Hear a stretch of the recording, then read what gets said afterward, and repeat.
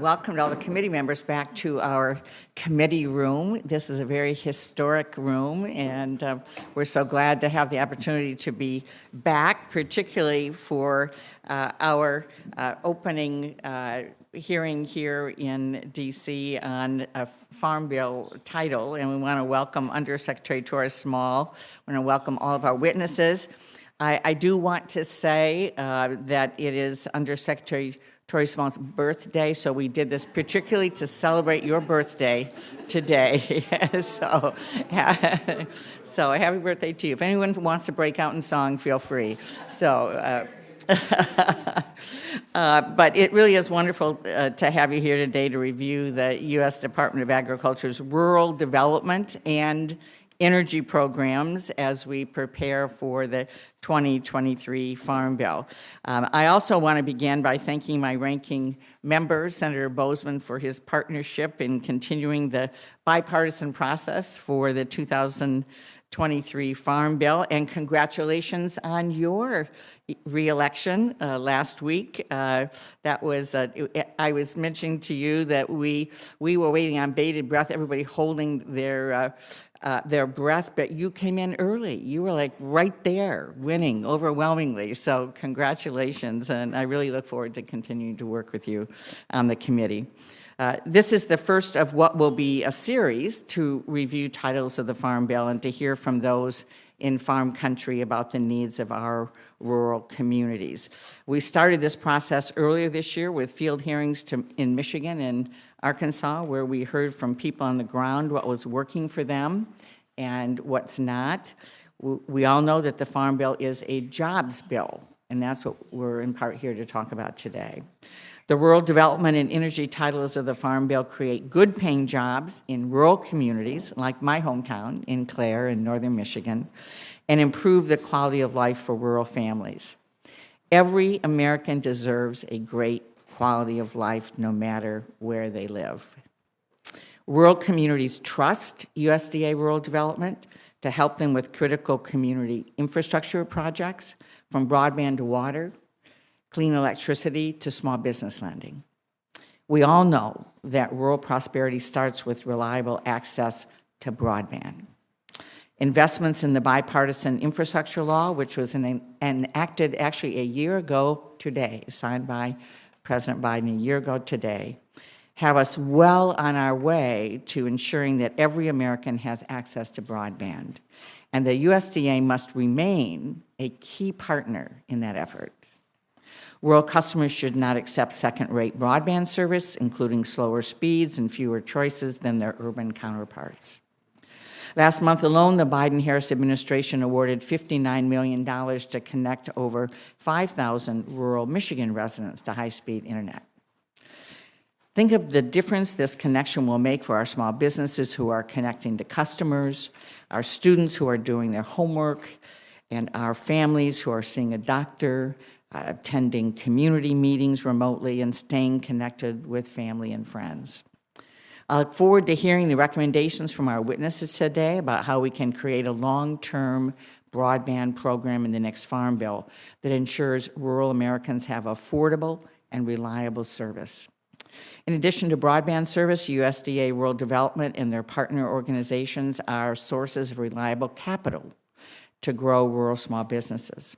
Think about the young entrepreneur who is finally able to launch her small business thanks to affordable financing from USDA Rural Development.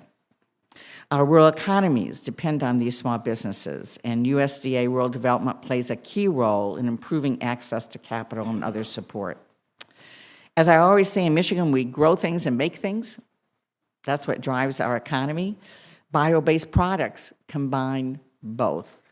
These products create new markets for our nation's farmers while reducing our dependence on foreign oil.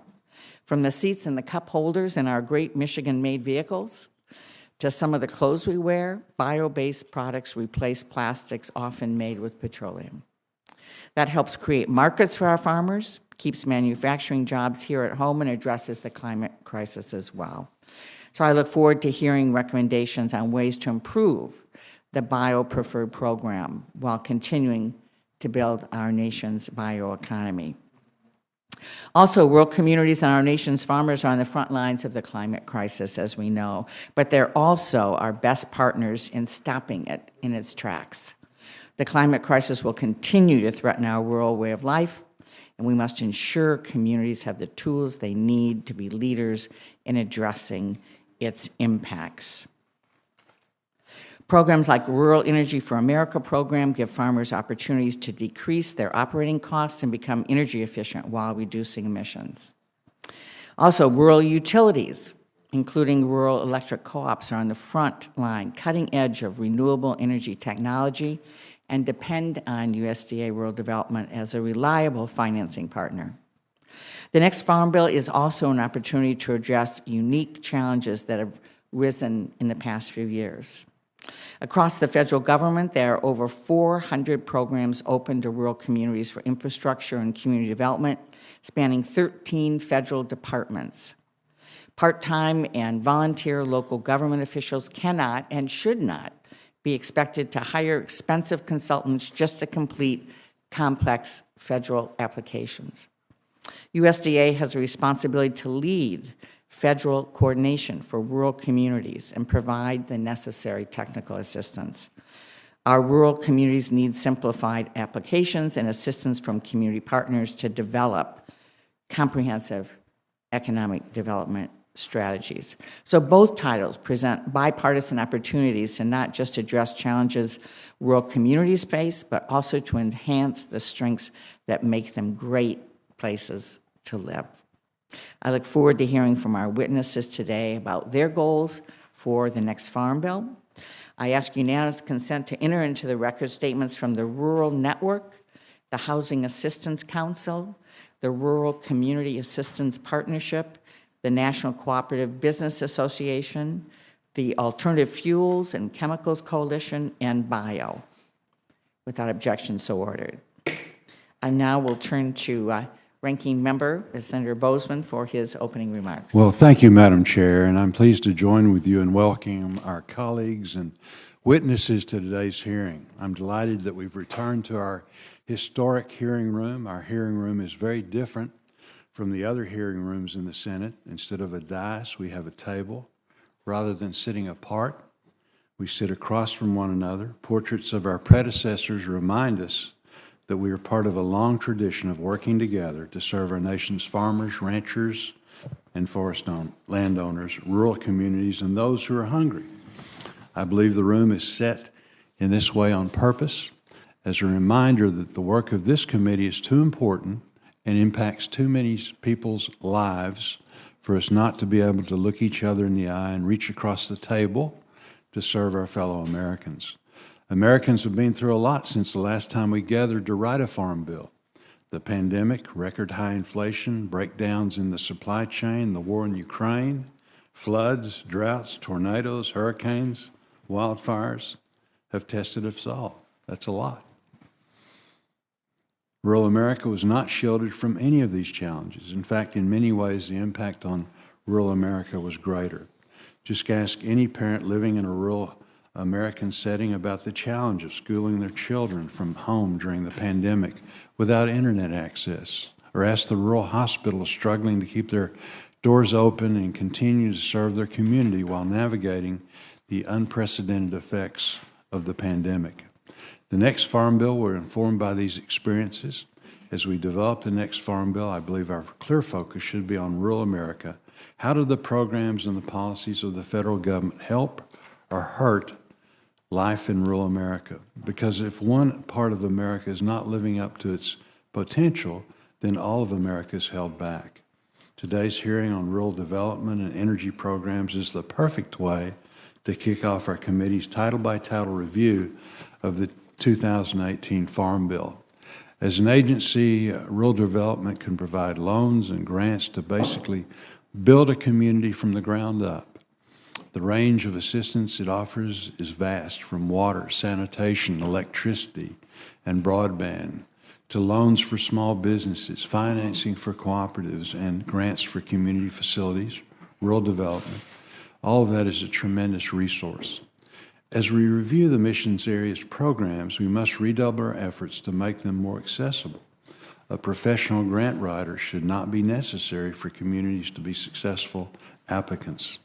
Additionally, I think it's important that we learn how requirements from rural development and other agencies are making projects more expensive and less timely. I appreciate each of the witnesses joining us today, Undersecretary Troy Small, and especially the experts testifying on the second panel. Thank you for taking time from your families and your jobs and traveling to be with us today. Your perspective is vitally important as we consider how to make rural development work better for your communities. I look forward to hearing from each of you. Again, thank you, Madam Chair, for holding today's hearing. I look forward to working with you and our colleagues on the next Farm Bill. And with that, I yield back. Thank you so much. But before we turn to our witnesses today, I want to take just a moment to recognize a very special member of the committee, Senator Patrick Leahy. He's former chairman and ranking member of the committee. His work was guided by the same bipartisan principles that Senator Boozman and I are working hard to uphold and bring to the committee with all the members. Senator Leahy's agricultural work is really legendary. He is the father of the Organic Farm Bill, enacted over 30 years ago, which has created a $60 billion industry. He's been a leader on conservation initiatives, which we know are so important. He's the author of the Farm to School program, which has been an overwhelming success. And anyone familiar with dairy policy knows that our nation's family dairy farms have had no greater champion than Senator Patrick Leahy. I know how much Vermont will miss you. I know this committee will miss you. I know the Senate will miss you.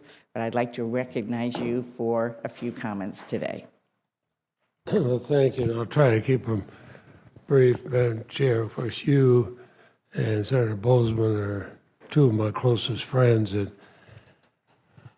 I think it's an example of what this committee is like, that people form friendships across the aisle and we work together. I've been a member of the committee for 48 years, before most of you were born, and since I was elected in '74, I've helped to write 9 farm bills. I've overseen the creation of programs, as you have mentioned, have helped farmers and food systems, consumers alike. And I've been proud to bring what were born in Vermont ideas back to D.C. and across the country. Now, I would say, when I first came here and they asked what committees you want to go on, I was the junior most member of the Senate. There were 99 senators because there'd been a tied race that they had to do over again in New Hampshire. I was number 99. By the time I came in with my requests, what committee assignments to have, it was kind of like, okay, kid, what do you want? I said, well, first and foremost, I want to be on the Agriculture Committee. And I remember Senator Kennedy saying, well, that's easy. That's the easiest committee to get on, but it's the hardest one to get off. Well, I haven't wanted to get off. I've been here for 48 years. And what I found in writing farm bills and all, this committee really represents the best of the Senate because we work together in a bipartisan way. When I finally became chair, I set up a series of hearings around the country on a farm bill coming up. I do one in a Republican's state and have them chair the hearing. I do one in a Democratic state, have Democratic member chair the hearing. We went to several of the states represented here on the committee now doing that. And it was important because we helped make healthy food accessible to everyone. '88, I authored the Hunger Prevention Act, improved child nutrition, SNAP programs, other hunger relief. '94, funding for WIC, providing milk to low-income students, fund school breakfast programs, encourage organic foods, school lunch, expand WIC at farmers markets, promote healthy eating habits for children through the Better Nutrition Health Children Act. But these things I was able to do because I could work with both Republicans and Democrats. Nobody was out trying to claim credit. We just got it done. And in 2010, the Healthy Hunger-Free Kids Act, which created the Farm to School program, which brought locally grown food into schools. And yes, Madam Chair, I did talk about Vermont now and then. And I was talking with a former chair of this committee, Pat Roberts, yesterday. We were having fun remembrances of it. He did recall me on some of the markups when I would say, I have a little thing involving dairy, a little amendment. He'd go, oh, God. But we made it work.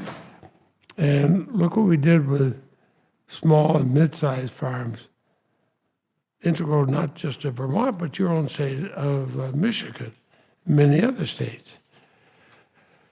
A lot of these I'll put in the record, but I hope some of these things, the dairy margin coverage program seems to be working.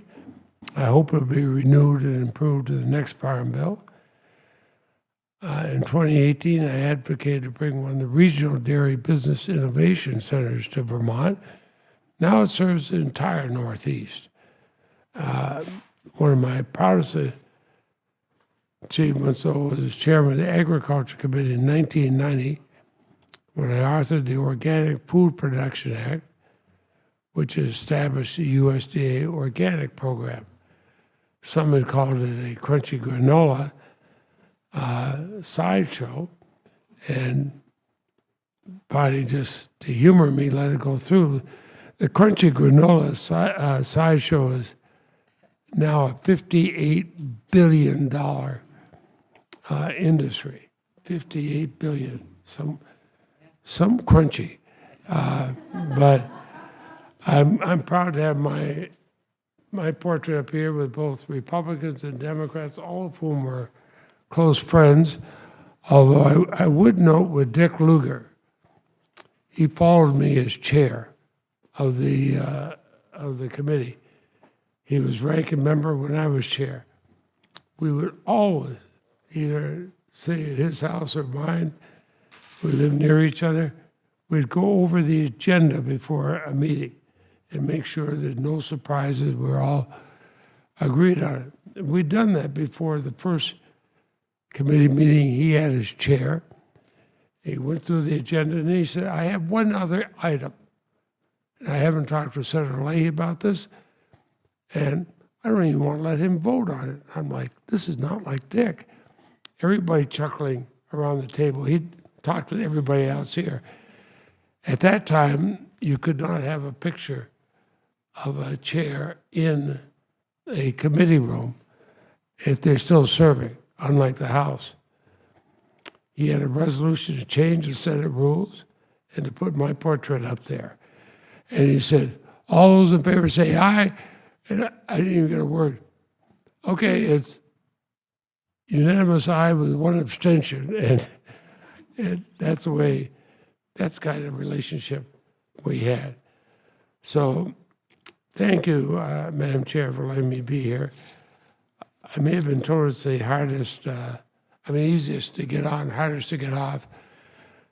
I am delighted that I've served the longest of any committee I've been in on this committee, because this is a committee that shows the Senate working Republicans and Democrats the way it should, the way it has, and the way I hope it will in the future. Thank you very much. Well, thank you very much. Thank you.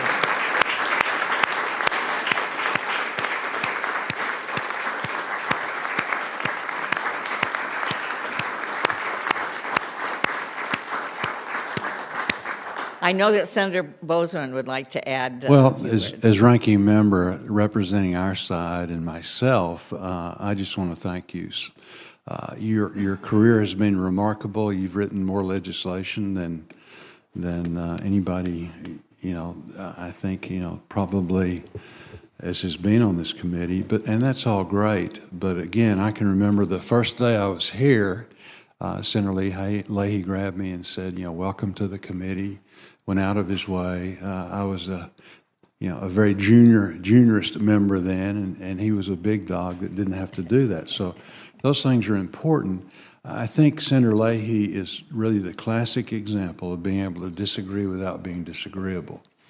And the good news is that really has been what this committee is all about, and we want to continue in that effort. So we do thank you for your service. We appreciate your friendship. And then we also appreciate your better half by far. Yes. Yeah. So, and you will always be with us through your portrait. So, all right. Well, thank you so much. We're so glad you're here, and that we could say in person, thank you for your incredible leadership on these issues. As we move forward, I know Senator Thune has to leave before the second panel, and I believe you have a witness that you want to introduce. So I'm going to let you go ahead if you'd like to say a few comments about your witness, and then we'll proceed with the Undersecretary. Thank you, Madam Chair, and I look forward to getting into this Farm Bill year, and I also want to compliment the Senator from Vermont on an extraordinary record of accomplishment on this committee. And although agriculture in Vermont is different in some respects than agriculture in South Dakota, people have to eat, and that's why this is not a Republican or Democrat issue. This is an American issue. We not only feed our country, but we help feed the world. And so having good, strong programs in place that incentivize and make sure that we are dealing with the challenges that are faced by people who are in production and agriculture in this country is the charge of this committee, and I know everybody here takes that seriously, and nobody more so than the Senator from Vermont. So congratulations, Senator Leahy, on your extraordinary career here and on this committee. And by the way, I was always looking at that handsome devil up there. Is that a mustache or my eyes failing me? So it's not. No, okay. But yeah, well, Holvin's our resident on that. Let me just thank you for the opportunity to do this. On the second panel today, you're going to hear from Denny Law. He is the General Manager and CEO of Golden West Telecommunications out in Wall, South Dakota, but they serve a very large part of South Dakota. He has been incredibly instrumental in getting high-speed internet services, broadband services available to people all across South Dakota. And it's been a pleasure to be able to work. He's testified many times in front of the Commerce Committee when I chaired that committee, and then subsequent to that. But not only is he and by the way, his wife Bonnie is with him here today. Not only is he a great leader on these issues for South Dakota and for the country, but also just an extraordinary human being. And I'm grateful for. He's got two great sons, Andrew and Nathan. One of whom is a state champion hurdler. Multiple times, and also it comes not too far from my home area. His hometown, where he lives now, is about a little over an hour away from where I grew up. And even in my dad, who lived to be almost 101, and he was there in his home until almost the end, about a year, we moved him out of there. But Denny was always very kind to stop, say hi to him. And at a time, when you're kind of in that stage of life where you don't have a lot of people around. And so that meant a lot to me and my family, and I think it speaks to the kind of character and caliber of individual he is. So I'm delighted to have him in Bonnie here today, and look forward to, and this committee will too, I think, benefit immensely as we look at the rural development aspect of the Farm Bill and the things that they've done at Golden West and the successes that they've had. So thank you for that opportunity, Madam Chair, and with that, I'll yield back. Thanks. Thank you so much, and we look forward to hearing from your witness today. Thank you so much. And now I want to recognize Senator Ben Ray Lujan to introduce our Undersecretary Torres Small. So, Senator Lujan. Thank you to our chair and to our ranking member as well for this honor. As the Agricultural Committee begins to develop and shape the next Farm Bill, it's my honor and privilege to introduce my friend, Undersecretary for Rural Development at the United States Department of Agriculture, Xochitl Torres Small. I'd also like to join you, Chair, in wishing Xochitl a happy birthday, and to thank her for sharing this special day with us on the committee. I hope that you get some family time after this. And while today is Xochitl's birthday, I want to take a second to share with the committee all the gifts she has given to our state in New Mexico, to our country, as one of our fiercest advocates in rural America. It's really who she is. Her passion and determination have been an ongoing inspiration, and She quickly earned the respect of our colleagues on both sides of the aisle due to her drive to make real progress. And I hope you all feel that as well. In her current role as Undersecretary for Rural Development at USDA, she oversees loans and grants to provide infrastructure improvements, business development, affordable housing, community facilities such as schools, public safety, and healthcare, and high-speed internet access in rural, tribal, and high-poverty areas.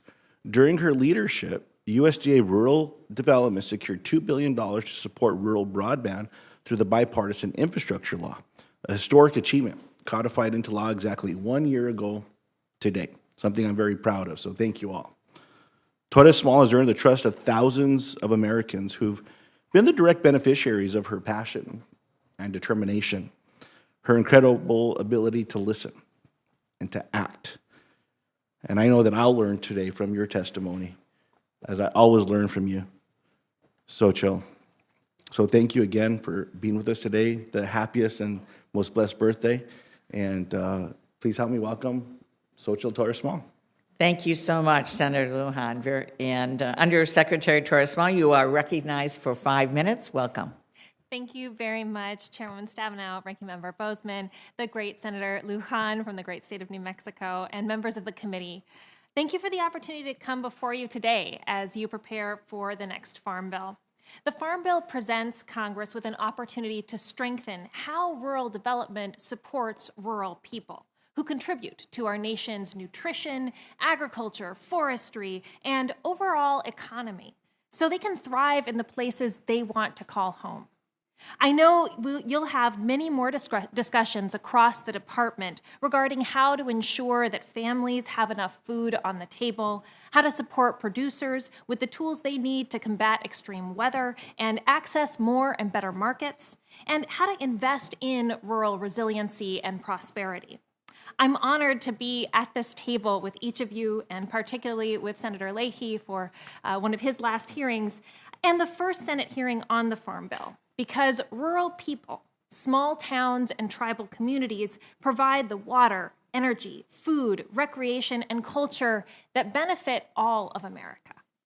Now, because all of us know and appreciate rural places across our country, we may each have our favorite rural development priorities. And I believe the best way to approach our rural development wish list and to honor rural people is to work together to strengthen rural development, to make it truly the rural development that rural people deserve. When rural development is at its best, we're doing 3 key things. One is responding to a clear local vision through partnerships. 2, making it easy for communities to access our support, no matter where they are. And 3, addressing local challenges effectively through modern, resilient infrastructure. I mentioned responding to a local vision first because it's a great place to start. It's also important to check in, and it's a great way to finish any project.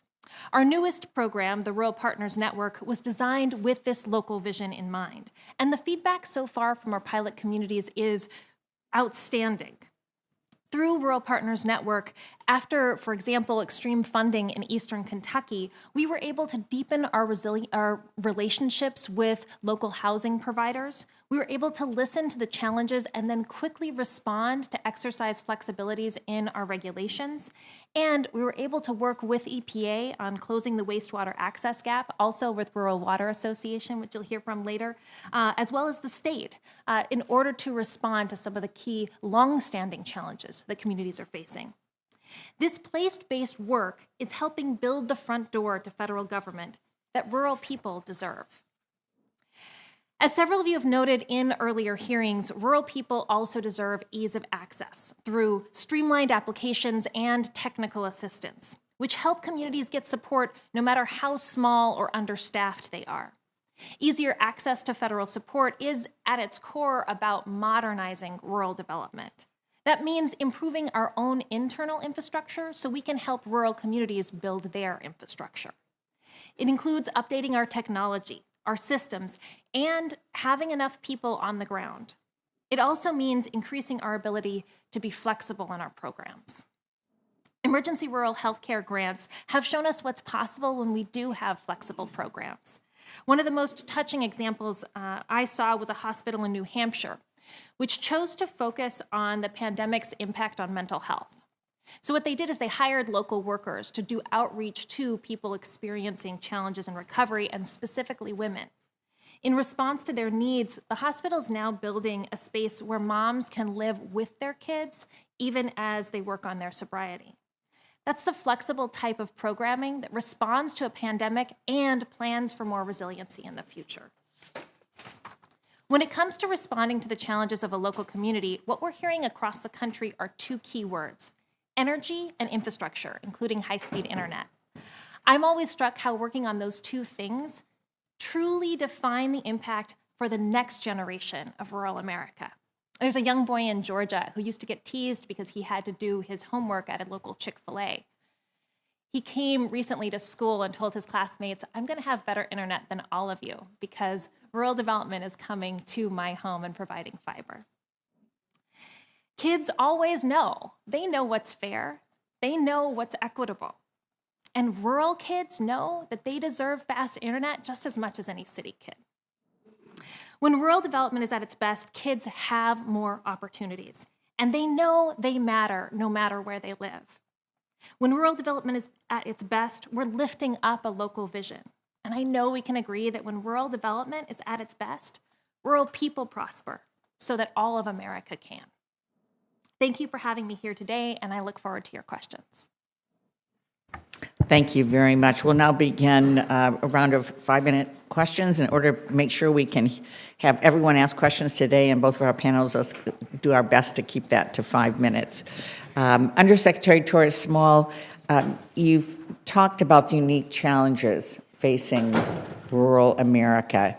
Could you take a minute to talk about how we should address the barriers rural communities face when accessing federal programs, and what do you think are the most significant opportunities for rural economies over the next 5 years? Chairwoman Stabenow, thank you so much for that question, and thank you for including in your opening remarks just the challenge that's out there. And there's this incredible opportunity with over 400 programs, as you mentioned, that rural folks might be able to apply to out of 13 different government departments. And one of the biggest challenges is navigating that. And I think it's a dual-sided coin. We've got to strengthen our own outreach, and rural development can be one of the experts at the table when it comes to working with rural communities through work like the Rural Partners Network, which is really about coordinating all departments in the federal government to better respond to rural needs and taking those lessons learned. I talked about Eastern Kentucky and how in trying to rebuild from the floods, we identified flexibilities that we didn't know were there because someone in the Rural Partners Network asked if there was more we could do to repair homes. So that's the kind of fast response that we want to encourage and support all across the federal government through that federal roundtable. But it's also about building local capacity, so supporting local housing authorities, supporting local nonprofits so that they can be there on the ground all of the time. And I know one of your panelists in the next panel will be able to speak to some of the specific work that's happening in the state in Michigan and how we can work together to build that local capacity. Absolutely, really important. And as you know, I've long championed the USDA's bio-based product programs, including the bio-preferred program, and I was really pleased to see that many of the recommendations to improve the program that I gave to the president were actually included in the recent bioeconomy executive order that he issued. What actions are you taking to improve the bio-preferred program, and how will the executive order impact your management of this program, and what from that order should Congress consider making permanent? Thank you so much for your leadership on this issue. And you know the power of more and better markets and how supporting the bioeconomy, both in terms of bio-based fuel, but also bio-based products, can be crucial. I think it was in our first meeting together that you shared with pride that what you were doing in Detroit to use bio-based foam for car seats. At my wedding, we had bio-based silverware or cutlery, just recognizing the wide variety. Rural development has an opportunity to make sure that when there is federal procurement, they're reporting when it's bio-based, and that we're keeping good statistics on that so we have benchmarks to grow. Also, educating the industry in that it's a huge benefit to be able to call out those bio-based fuels or those bio-based products. And I know that through the Farm Bill, we're continuing to work on how we might better trace bio-based products through an NAICS codes and working with the Census Bureau to address that as well. Great, thank you very much. And now we also have, we've given USDA Rural Development the responsibility to deploy one of the largest investments in addressing the climate crisis and supporting our farmers and our ranchers to be able to do that. The recent $14 billion investment in clean energy builds on the legacy that the department already has in leading on rural electricity. Could you talk a little bit more about when we can expect USDA to open applications for these programs and the status of these programs and how you're doing outreach to stakeholders? That's such a great question, and I really appreciate you talking about the stakeholders because for the last, I've been on the job a little over a year, and I have heard with such interest from rural electric co-ops, from local farmers, from people all across the country, finding ways about how they can help fight climate change in the ways that they know best, so that it truly is farmer and rural driven. And this provides a great opportunity to do that. So we're excited when it comes to getting the information, getting feedback from those stakeholders. We recently held 2 conversations with stakeholders to get more information about what they were looking to see and how they, we want to be, again, I talked about responding to local ideas and visions. We want to make sure that we're responding to those visions as well. We had over 850 participants in that outreach. So we are tailoring our programs in order to best support those local visions. We're also working when it comes to REAP and when it comes to HBIP to incorporate those funds as quickly as possible, and are eager to work with you and keep you updated on those efforts. Great, thank you very much. Senator Bozeman. Thank you, Madam Chair, and again, thank you for being here, and we really do appreciate the great work you're doing. One of the things that we hear about as we're out and about is that sometimes folks aren't in the office. Are we back at, what kind of strength are we back at? Are people still working from home, or what percentage are in the office? And That's a really great question, Senator Bozeman, and it's something that we are working carefully to make sure that we're finding the right balance. As you know, for our state and area offices, it's crucial to have people out. That means both being in the office, but also so many of the meetings happen at a local town council meeting or meeting with a local nonprofit. In fact, a lot of our work is on the road in order to meet and work with the people that we see. So for our state and area offices, they're eligible to telework, but they aren't eligible to work remotely because it is a demand of the job to be able to be out and be accessible. So it's something that we will continue to do as we identify also places where maybe we can reach the community better by being out in community more as opposed to being behind a desk. Sometimes... well, so they're eligible to telework, but they're not eligible to work remotely? Folks that are in state and area offices, correct, sir. Okay. So they're in the office and they're out and about. Very good. Thank you. The other thing is, and I'm so glad that you really emphasize the ability to simplify the application process. And you talked a lot about that, listed it as one of your, and that's something else that we hear a lot about. I guess what I'm asking is, we'd like to help you if we need to help you with that, but it is a problem. I don't know. An interesting statistic would be what percentage of applications that you get are written by grant writers, and I would think it's pretty high. That's something we really need to fix. The communities that we're talking about in Arkansas, we've got 75 counties, 52 or 53 of them lost population. They don't have a whole lot to begin with, and then you start losing those turnback dollars. There's simply not money. They're leaving a lot on the table because they can't afford to come up with those kind of funds for people like that, or they don't have access to them, period. So is that something that we're really, I guess what I'd like to know is what percentage now, and then I'd like to see that percentage drop dramatically in the next cycle. I will follow up with you. I'm not sure if it's something that we ask on every application, but I will follow up with you to see if it is. We certainly know that it happens a lot, and it's also speaks to the level of competition for these grants, right? Communities that have the ability to compete are hiring grant writers, and that makes it even harder for folks who are unable to do so. REAP is an example where a lot of folks depend on a grant writer to write those, and these are for farmers, right? This isn't a large high-speed internet project, for example. But I recently heard about a local farmer who applied for REAP, didn't get it because he didn't have a grant writer. But it was somebody from the local state office who called and said, hey, I noticed you didn't get it. Do you want to talk through the application? And by getting that readout, he was then able to go back and apply again without a grant writer and get it. Now, that shouldn't be a rare story, but it takes the support from folks on the ground to be able to make that happen. There's also a balance when, I think we'll probably talk about meat and poultry processing, for example. Those were tough applications. They included, for example, a feasibility study, because we've had a lot of questions from Congress about how do we make sure that these are going to last longer than, 10 years. So that sometimes the complexity that we're asking for in an application is a response to conversations in Congress about making sure that our investments are worthwhile. Right.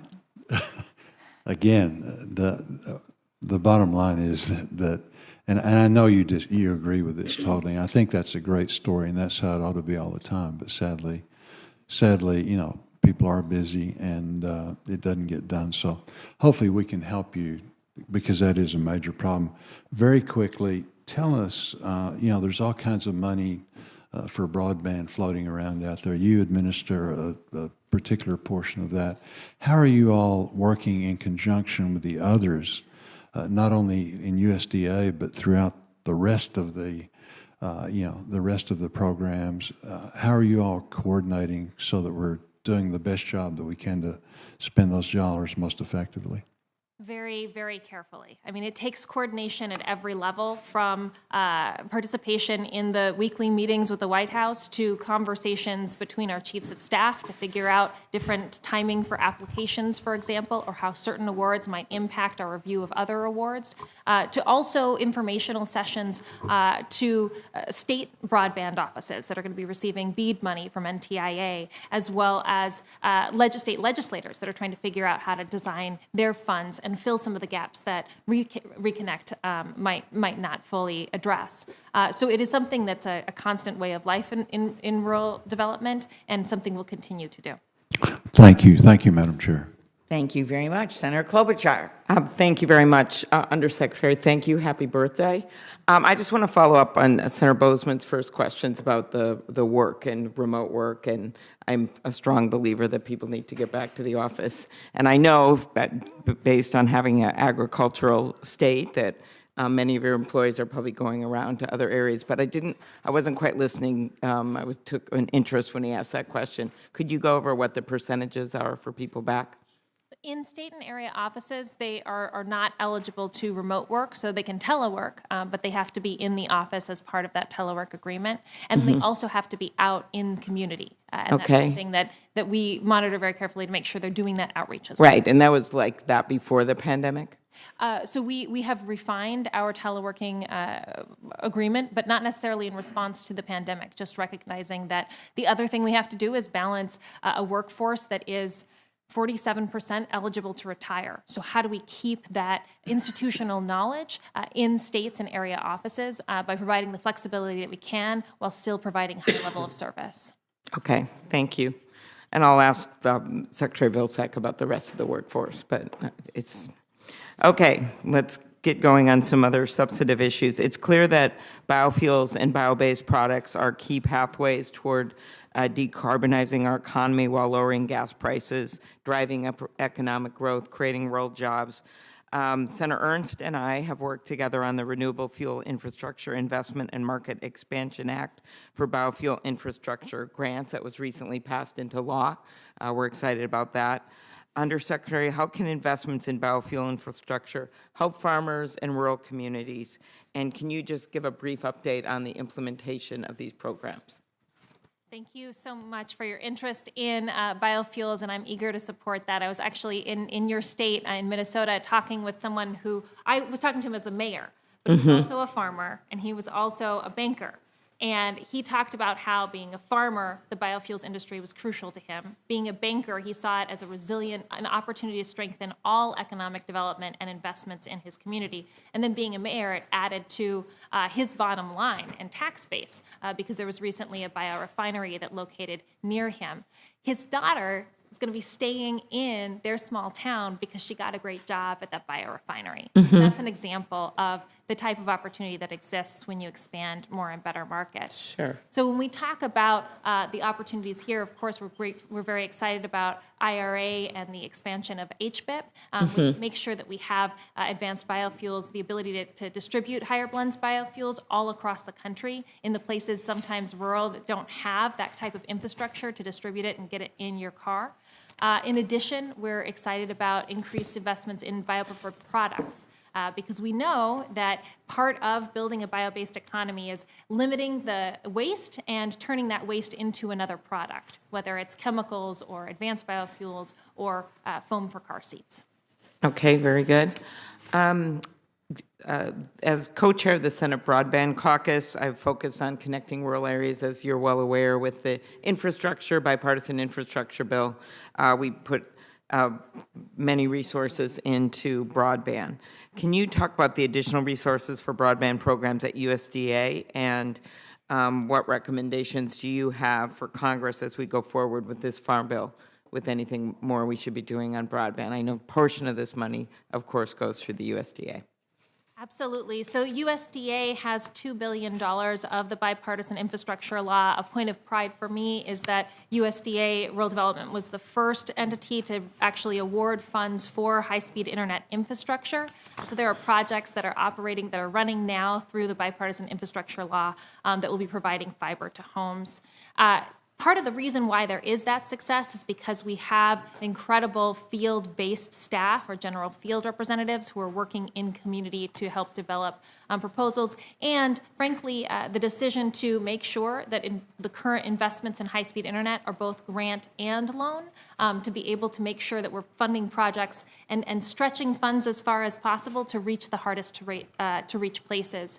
We're also investing through things like distance learning and telemedicine to making sure that once communities have high-speed internet, they also have the tools to use it well for. You know, one thing I'd also add to that, and we've done work on this committee, is precision agriculture. And Senator Wicker and I have been working on this. How can that is part of this as well. As you know, more and more our farmers are using and will use even more advanced equipment, and it helps with everything from droughts on and water conservation and other access. Could you talk about how important that is and why we need broadband for that? And I'm going to ask you just to be brief to keep us on schedule this morning, but important question.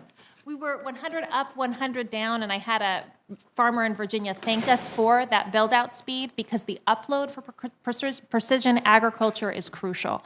So as we invest in precision ag, making sure that the build-out speed is high enough to support it is fundamental to survival for our farmers. Thank you. I'll ask questions on the record on rural electric co-ops and other good topics, so thank you. Great. Thanks very much. Senator Hoeven. Thanks, Madam Chair. Good to see you, Secretary Toto Small. Thanks for coming to North Dakota. And I'm not, since Senator Klobuchar saved me one of my questions on precision ag, I'll help her out on one of hers. Let's talk about rural utility services. As you know, in our state, because you've been there, thanks, and you were out helping us with the alternatives to slaughter facilities, which is great. We've got more of them going. They've gotten some grants to do that. You met with them. Anyway, you were a rock star out there. Thank you. But now we need to get you back. And you can stop in Minnesota on the way if you want. Because same thing, in the rural utility services sector, not only our for-profit, but our cooperative coal-fired electric plants are now instituting carbon capture and storage. And as you know, RUS provides a guarantee program. Talk to me about that and how you're going to come out and help us utilize it to do carbon capture on our facilities. which, by the way, they're already undertaking. They're already on their way doing it. It's very, very exciting. Senator Smith knows about it, too. Right, as you know, I mean, North Dakota is one of the sites where rural development has funded a carbon capture project, specifically capturing. The one they're working on right now will be the largest in the world. So it certainly is something. And we're not talking way out. We're talking like in a year. Yeah, sorry. Excited about it. Happy birthday. Senator Hoeven, thank you so much. It certainly is an important technology as we look at our broad menu of ways to combat climate change and to increase energy independence and support resiliency for farmers across the country, as well as for rural electric co-ops. We'll continue to work to identify projects that are a smart investment, and as that technology develops, we expect to see more of it. Yeah, we'd love to get you back and give you that tour as well. And while you're there, you could also talk about the Community Facilities Loan and Grant Program. You were instrumental in helping us with Rugby, Heart of North America facility, which is another community critical care access facility. That's a really important program. We've got a number of rural critical access hospitals that have been able to upgrade their facilities and needed to because of that program. Talk to me about that program a little bit. Yeah, the emergency rural healthcare grants were crucial for critical access hospitals to help keep their doors open. We provided funds, and they were, so community, it was based on our community facilities program, which is really flexible, but was even more flexible because it also helped reimburse for previous expenses to keep doors open. And we saw a lot of requests from critical access hospitals that otherwise may not be operating. There's also a technical assistance component, so if you're an existing borrower from rural development and are struggling to keep your doors open as a rural hospital, you can get support with administration decisions to help keep your bottom line and keep operational. Yeah, and again, I'd like to show you some of the things going out there because of that program. It's really good, and you get that people have to be able to access these programs to do any good, and we really appreciate that. That's the mindset that needs to pervade, USDA.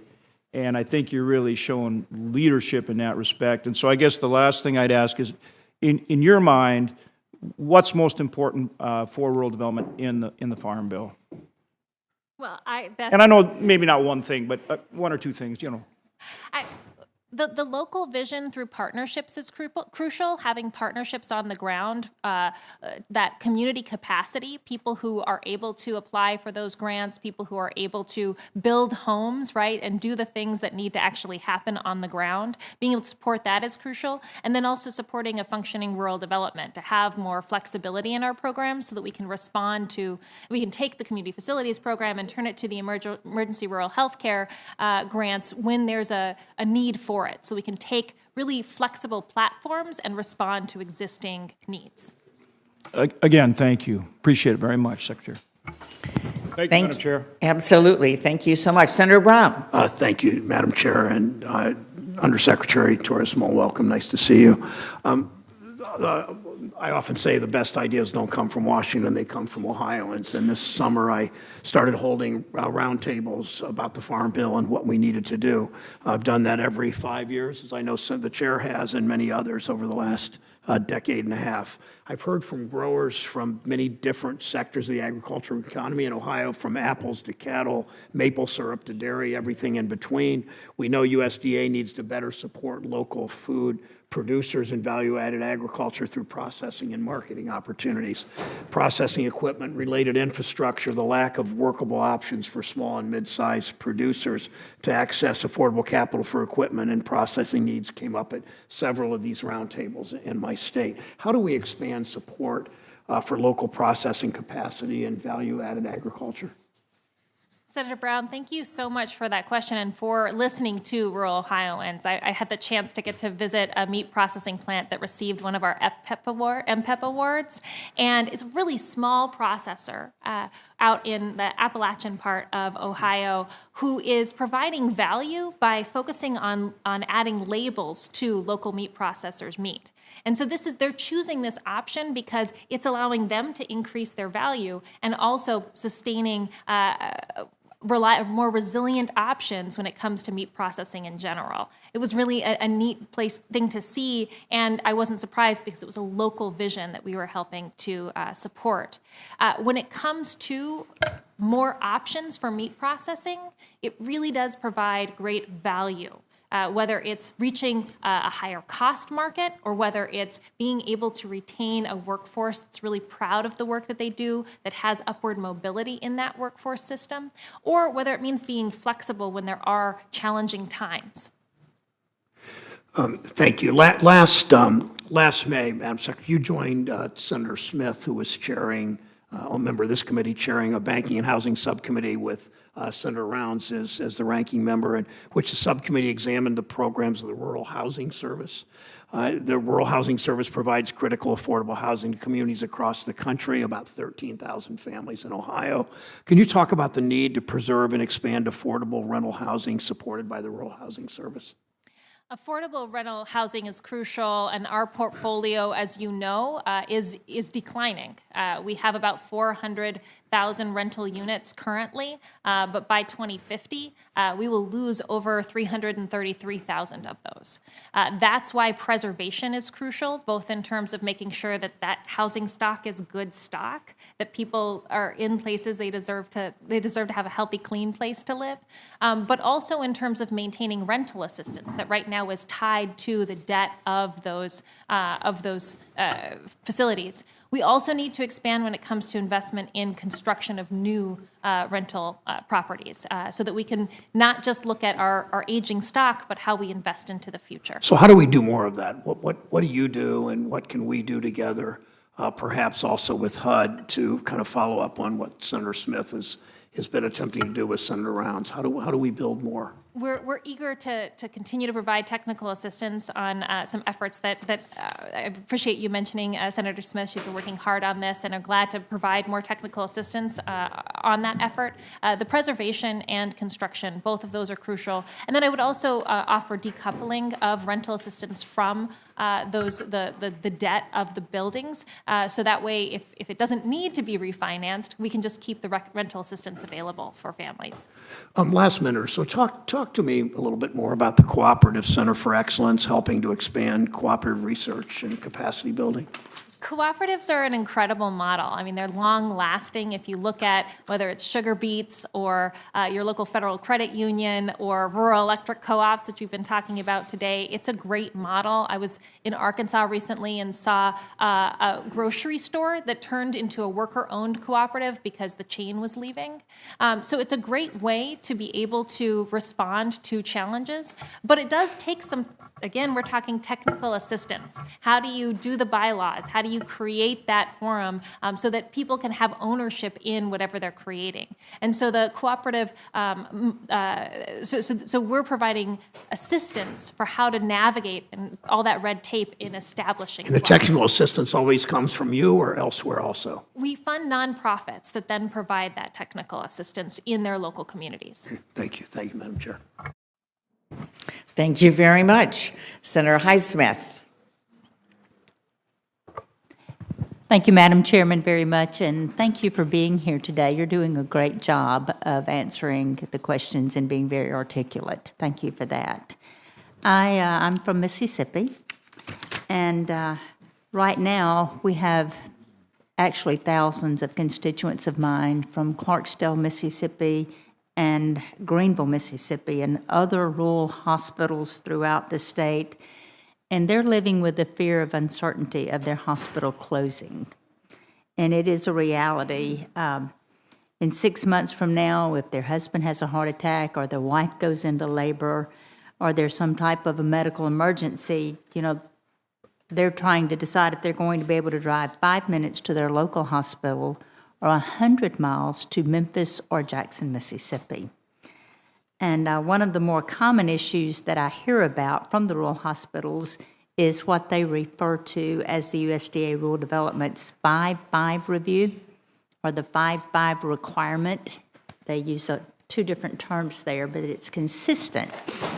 But what we've figured out is the 5-5 rule pertains to a rural development direct loan application, which requires national office approval if the hospital has been in existence for less than 5 years or has not operated on a financially successful basis for 5 years immediately prior to the loan application.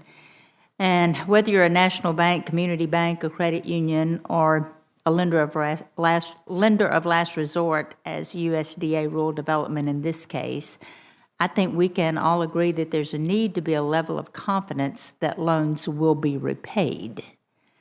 But that said, the USDA is often referred to as the lender of last resort. But hospitals with impeccable balance sheets, they don't need our financing. And if they do need something, they get it somewhere else. They don't get it from USDA. So the bottom line is there are rural hospitals in Mississippi and across the country that need financing to remain operational, but they just can't get it. And the closure of just one rural hospital means hundreds of jobs and puts an entire community's lifeline at stake, literally. USDA or Congress alone cannot eliminate all of the healthcare challenges facing rural America, but I really think that we can do better. Madam Undersecretary, will you commit to working with this committee and Congress going forward to ensure the 2023 Farm Bill provides better opportunities for rural hospitals or the best that they can be? And do you have any thoughts, ideas, or suggestions on how we can make improvements in this area in the next Farm Bill? Senator Hyde-Smith, thank you so much for your advocacy for rural hospitals. Yes, I will commit to providing technical assistance to improving our service to rural hospitals in your next Farm Bill. It's a passion I think we both share, recognizing that 135 rural hospitals have shut their doors, and another 430 some are at risk of having to close. I'd also like to follow up with you specifically about the USDA 5.5 review, and we'll make sure my team does so to identify whether it's a statutory requirement or a regulatory requirement, because I think you're absolutely right. We've got to walk that cautious line of making sure we're making wise investments, but also being there for communities when they need it. Sometimes it's also about the speed of that review, and I'm happy to talk through those specific examples of and what that speed looks like as well as the national office is reviewing it. Thank you very much for that, and I have 1 minute left. You mentioned community facilities programs and the loans and the grants they provide to enhance quality of life in rural America. The Mississippi Fairgrounds is a hub for rural Mississippians involved in agriculture and livestock, and events such as youth livestock shows, Farm Bureau conventions, and rodeos are held there each year. I'm a former ag commissioner in Mississippi and very familiar with this. And we also serve as shelters for horses and livestock during the hurricane evacuations, which is very critical. But despite the fact rural development considers the fairgrounds ineligible for community facilities programs and loans because it lies in a populated county, and it's one of the most populated counties in Mississippi. But the fairgrounds provide an essential service for rural Mississippians. Every rural county comes to that fairgrounds to participate. It's those kids who have to deal with the facilities that are certainly not up to par, from the wash racks to the bathrooms where the kids change clothes to put on their outfits to go out there.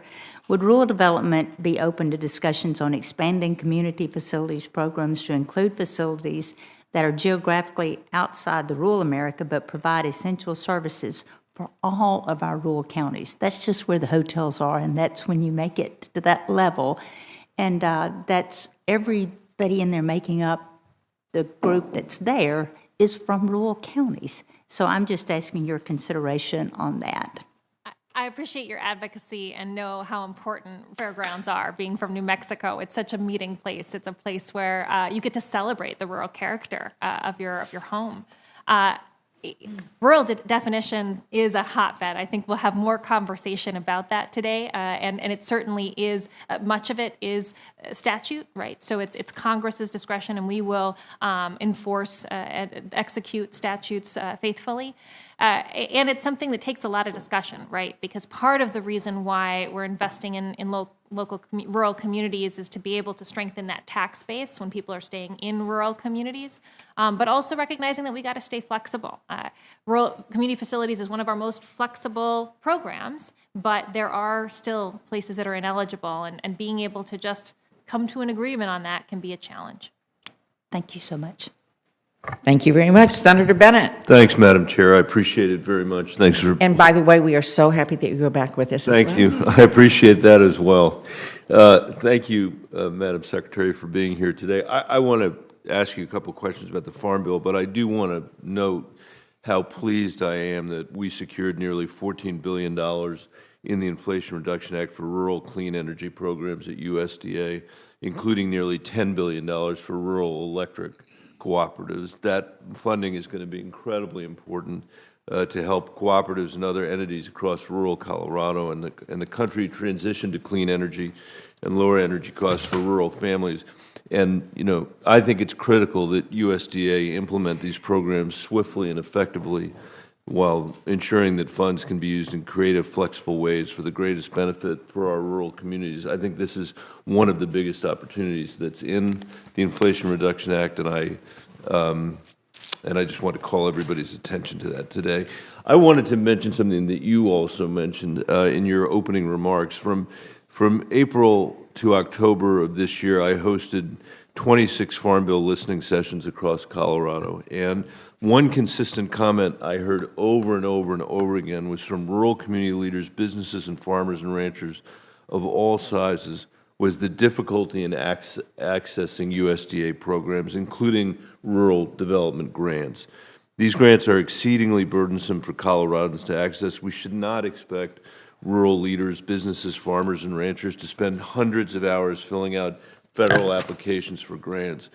You mentioned this in your opening remarks a little bit. I just wonder what you can do and what we can do to make sure that the next Farm Bill listening sessions are about something other than the difficulty of accessing these programs. Could you just describe in more detail what you're doing?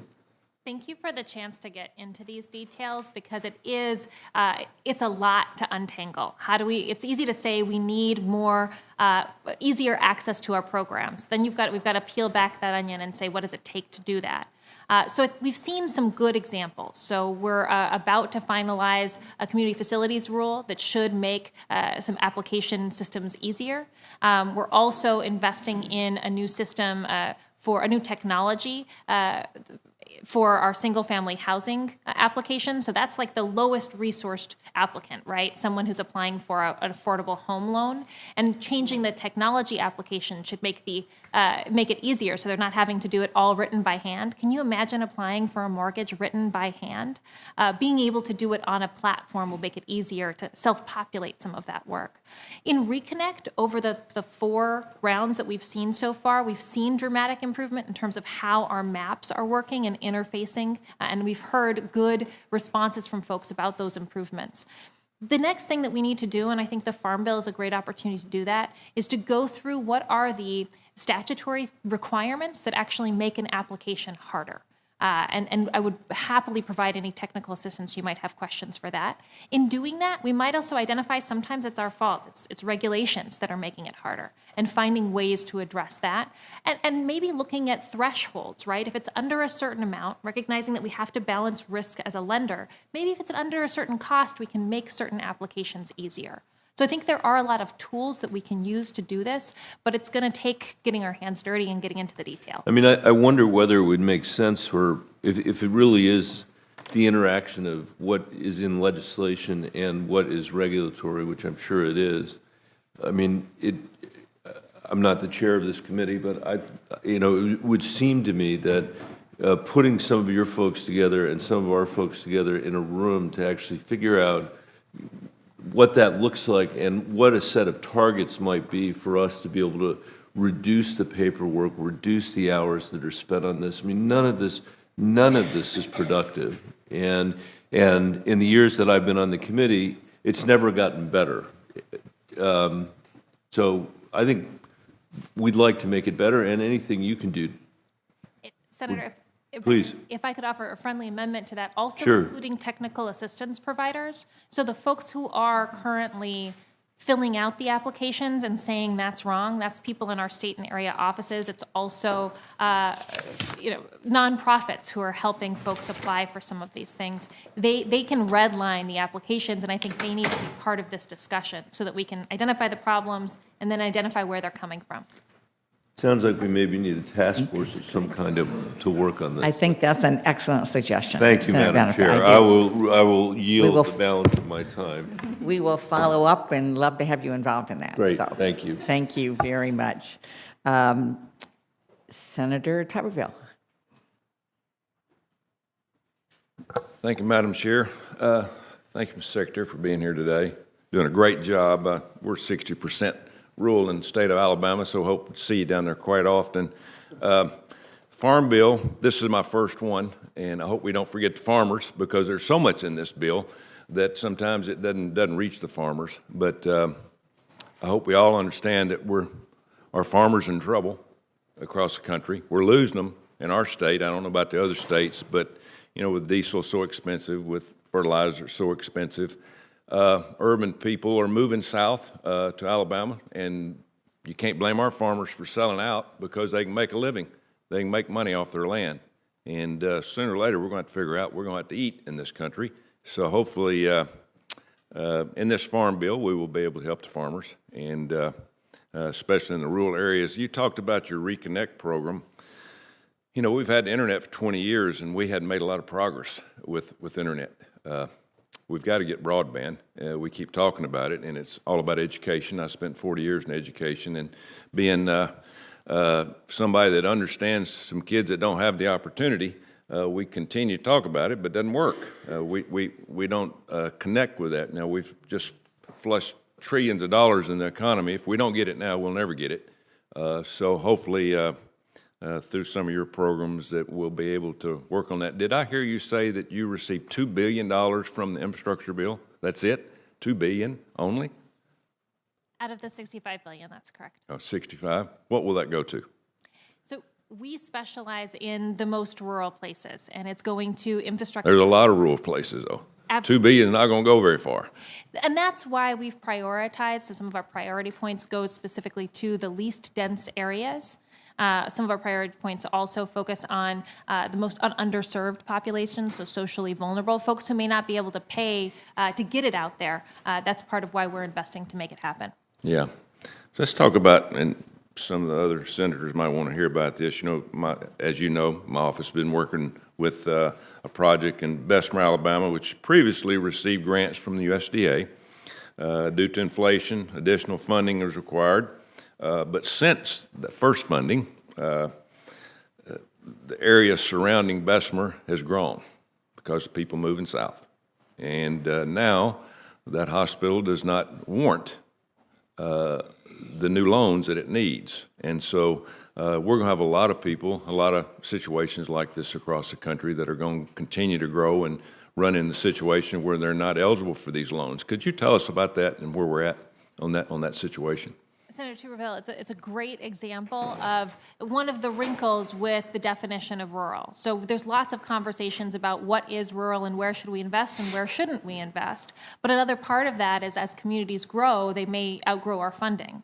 And there are some flexibilities. So the Community Facilities Program has a flexibility that if a community is still rural in character, it can still be eligible for funds. But that takes a review process that's currently underway for the facility in Bessemer that you mentioned. And we've got to make sure that we are adhering to what rural in character is, right? Are we talking about the service area being rural in character, or are we talking about the specific location where a place is built? And that brings up some of the same conversations I was having earlier about why are we investing in certain areas and where is that benefit supposed to go to? So what's the answer? Well, Congress defines for community facilities the limits there. So what is considered rural and urban in the eyes of the people that are given these grants? Can you tell us that? So for community facilities, it's 20,000.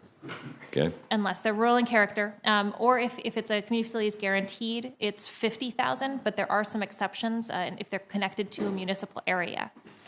In Reconnect, there's a different definition, and one of the things that we've done in Reconnect is try to balance density of a population with sometimes the distance that you might have to travel if you're a really remote area. So maybe it's a slightly denser community, but it's a long way to a city with over 50,000 people.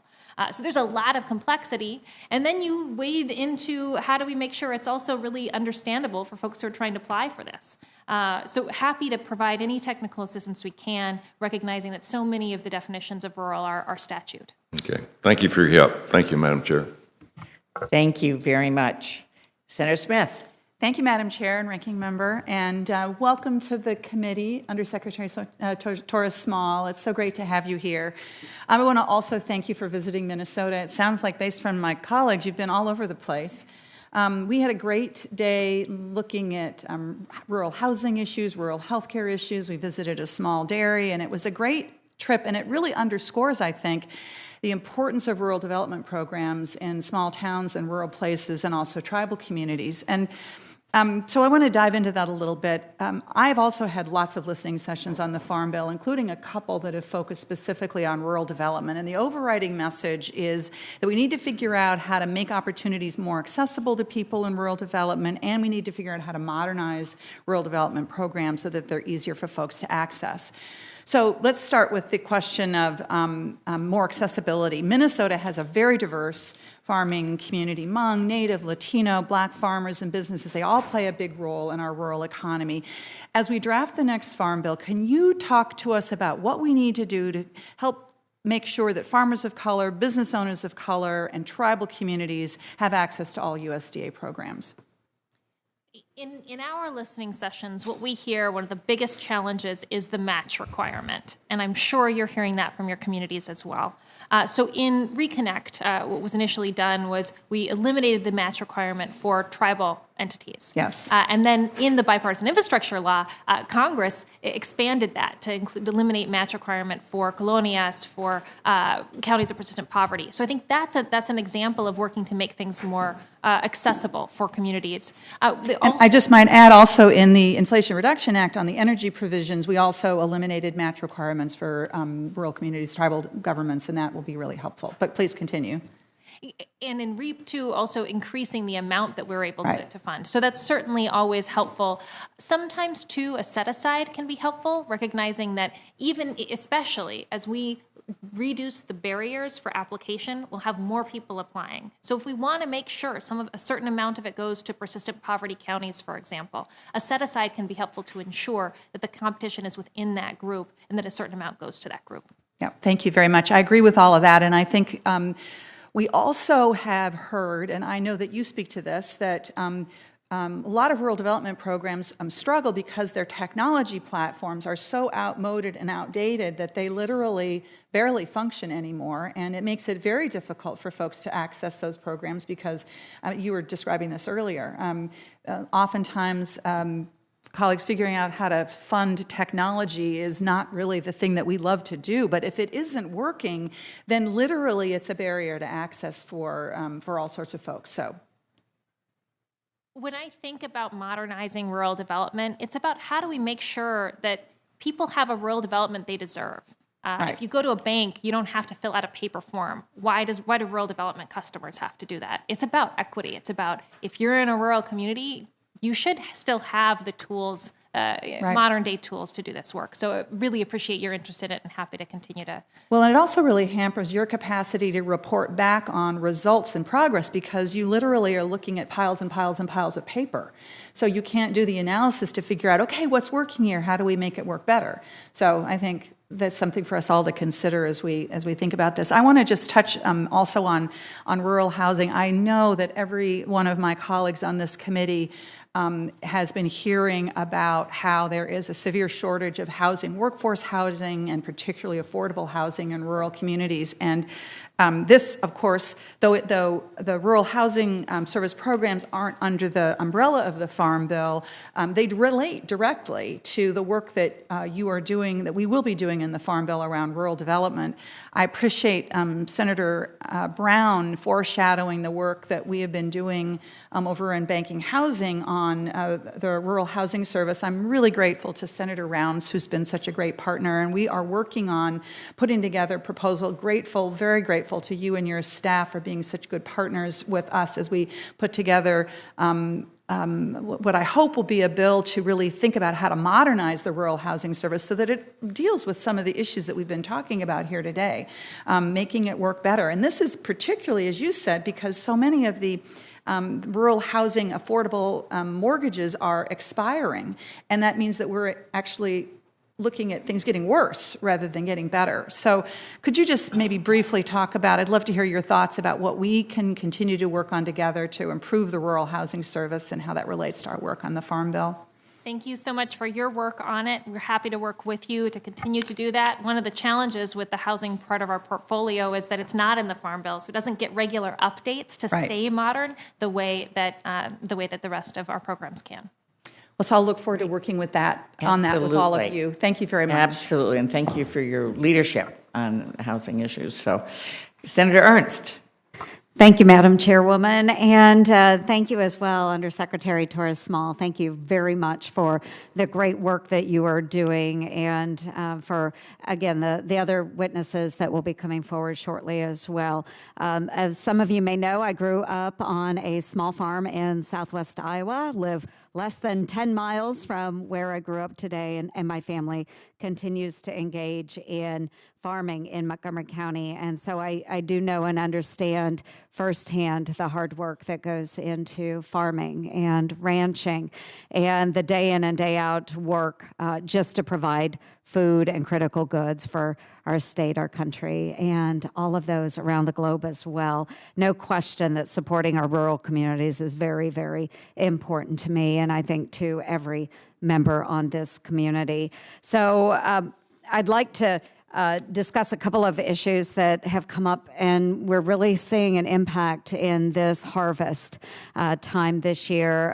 As you know, our farmers are facing very high propane prices as they're working. We're in corn harvest right now. We've been through bean harvest, and given those elevated energy prices in many of our sectors, what are the programs in this next Farm Bill where we can maybe expand to support our nation's farmers and energy producers? Really important too. We have a layer of snow today in Iowa, and it's going to take a little more propane to get that corn dry when they bring it in.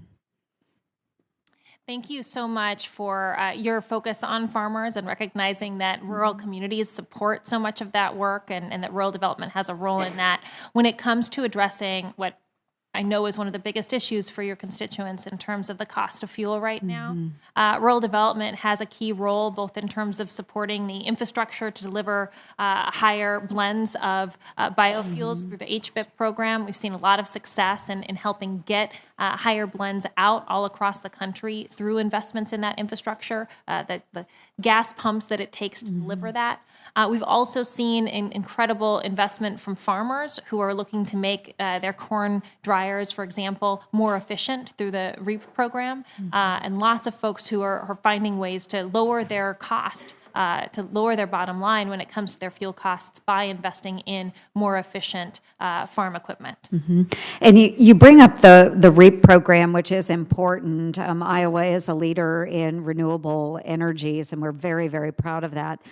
So the impact that Rural Energy for America program has been very good, but historically underutilized, I think. And what are you saying as far as barriers? What deters those applicants from applying for the REAP program, and what can we do to make sure those dollars are getting to our local communities? Senator Ernst, I would love to follow up with you on that. It's my understanding that REAP is overwhelmingly oversubscribed, so we don't have enough funds to get it out to all the folks who are applying for it. Okay, maybe we need to get more of those dollars into Iowa. Maybe that's the issue. But yeah, I would love to visit with you more about that. It's certainly an important program. So as well, before we move on, I've just got a little over a minute and a half remaining, but for our second panel, I know that we have Dr. Schilling here with us as well from GENO.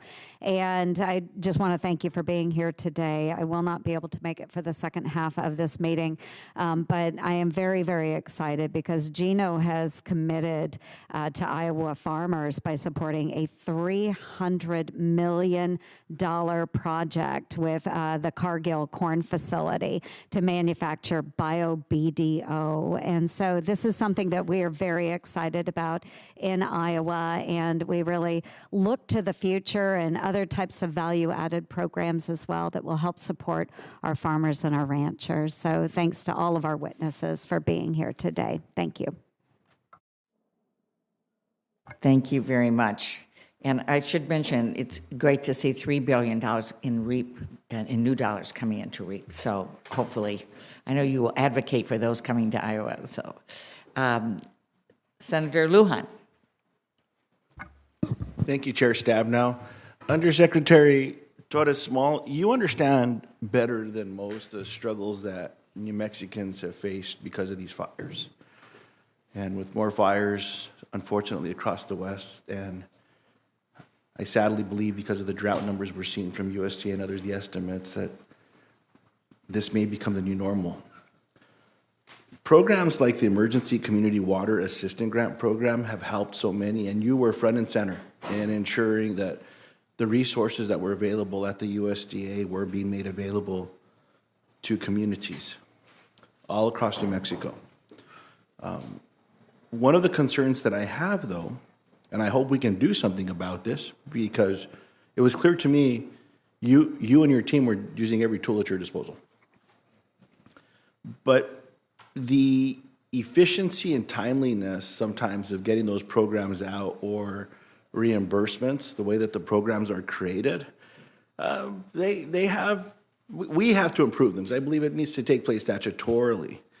So as we work on the Farm Bill, and we know that we're going to see more disasters like this, how can rural development and disaster programs more efficiently and quickly deliver future aid to communities in need?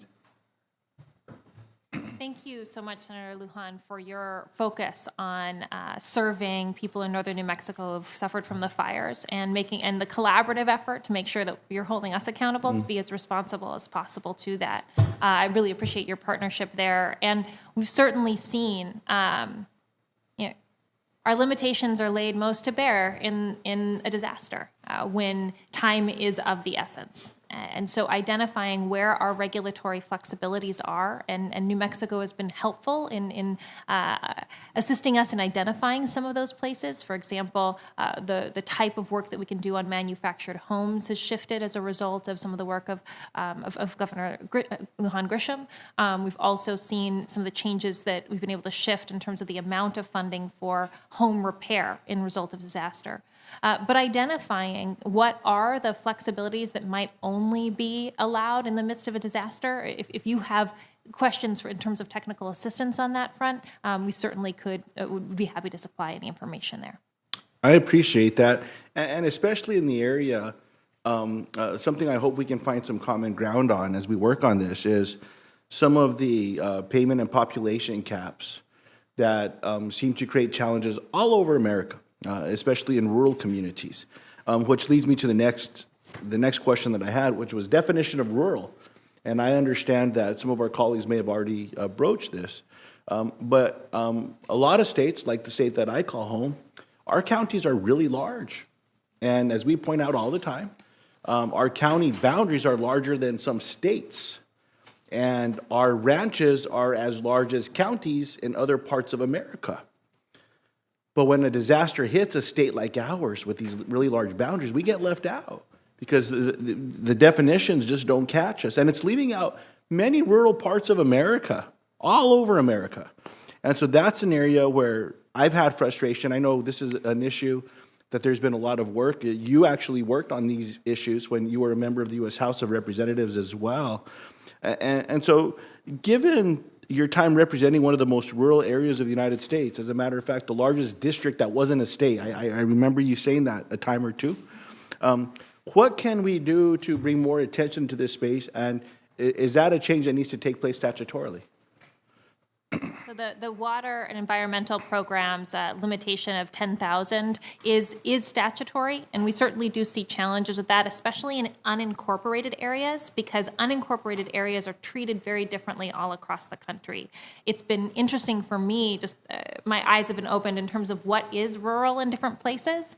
And so if we have a measurement strictly about density, that might be different in Western communities where you might have a little more dense areas and then a lot of distance until you have a city, someplace over 50,000. So how we look at that is complex. And how do we recognize that complexity while also giving someone, an applicant, a simple solution for are they eligible or are they not, right? Because if we try to recognize all the complexities, then it actually becomes a barrier to applying because they just don't know if they're in a rural area or not. So it's a complex issue, and would love to delve into it more with you if you have questions about what are the statutory limitations and then where are there regulatory flexibilities. I appreciate that, and as I yield back, I appreciate the line of questions that have already taken place around broadband and connectivity. That's very important to me and to a state like ours, and the work that you do in the area of telehealth and education. I'm hopeful, Chair Stabenow, that may be an area built on what we've seen with success with programs like ECHO, where they bring in providers or the administrators to troubleshoot. And then folks in more rural parts of the country benefit from having those specialties. And you can bring the latest and the greatest, whatever it is, to the smallest part of the country, save someone's life or transform an educational policy. So thank you, and I yield back. Well, thank you so much, and thank you for your passion, your leadership. Probably one of the most important things that we can do for equity and quality of life, certainly in rural communities, is to make sure everyone has access to the same high-quality broadband. So thank you so much. Senator Marshall. Well, thank you, Chairwoman. Let me just start by saying what everyone else has said, how important this is. That if you want to lower input costs for farmers, if you want cheaper grocery prices, if you want less of environmental impact, then we need high-speed, dependable internet in rural America. I think, again, these are all goals that we can share. The second thing, my line of questioning here is not to be critical of you. I think it's to be critical of the programs. I've been in Congress for 6 years. So these are problems that you've inherited, and just want to make sure that you agree with us and then agree to work with our staff and with this committee as we try to solve them. As we speak to our providers, they're telling me that it takes, the review process adds 2 to 4 years right now. Not just the building of it, but just going through the review process adds 2 to 4 years, and 1/3 of the total expenses being spent in that environmental review process. Do you agree that that's a problem, that it's unacceptable, and what might you do to help solve that riddle? Senator Marshall, thank you for focusing on this. This has been a challenge, and it's something where we've made significant progress. There's still significant progress to make as we move forward. We have, since I've been on board and previously, worked to reduce that amount of time, in part by identifying specifically what are the places that need environmental review and timing that appropriately so that it doesn't expand the scope of that. We've also increased our hiring to respond to this need so that we have more folks doing the environmental reviews, and we've seen a faster response as a result of that. There are still, I think, opportunities to identify ways to make it faster, both in terms of the workforce that we have doing this. Can we also expand that to different contractors doing some of this work, as well as some flexibilities in terms of the historic reviews. Thank you. You know, my staff gets tired of me saying this, but if you can't measure it, you can't manage it. So I hope you're measuring what that review time looks like, and then you come back in a year and tell us that it's improved. Second issue, this is regarding some applications for round 3 of grants. So Company A went into service area A, and they did some spotty connections. Company B goes in and applies for this grant and says, no, you can't do it because that service area is already serviced, but it's really spotty service. What can you do to dive down a little deeper than just, it's always about the maps. No one agrees what the maps is. How can we dive a little bit deeper to get these grants to the right places? And there's still was a lot of duplication of services in this last, in a couple rounds ago.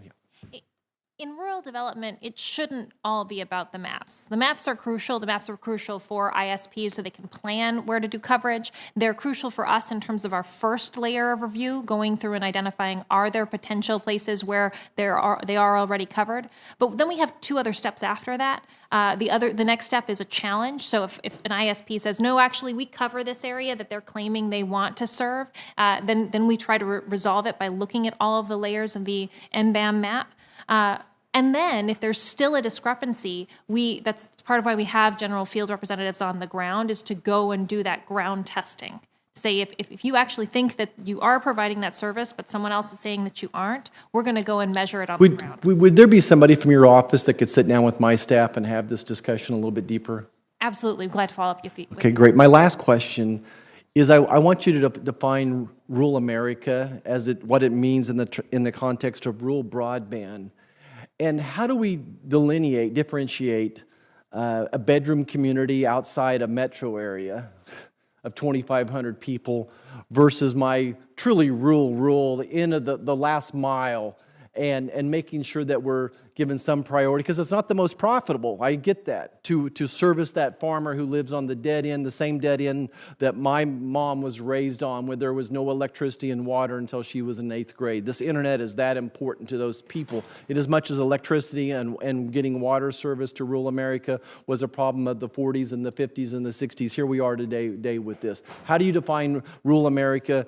Would you change that definition? What can we do to make sure that we're prioritizing truly rural America? This is such a great question because it shows the choices that we have to make when we define rural America. So I think Reconnect has one of the most expansive definitions in that it looks at it from a lot of different ways.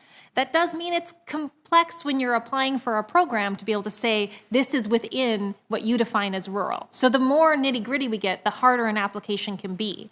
But what Reconnect does that's really interesting is it has both a density amount, and then it also has a distance measurement. So the distance measurement is if you have a small town, so think of Indian country or Alaska has a lot of these issues where the towns are slightly bigger, but they're really far away from any place that's even remotely large. So that interplay, recognizing that interplay is something that Reconnect does. The other thing it does when you speak to the hardest to reach places, like the towns that you think of when you think of rural, we have priority points for that. So if your density is incredibly low, there's we'll cover a lot of different places, but you get priority if you're really rural, if you're really not dense.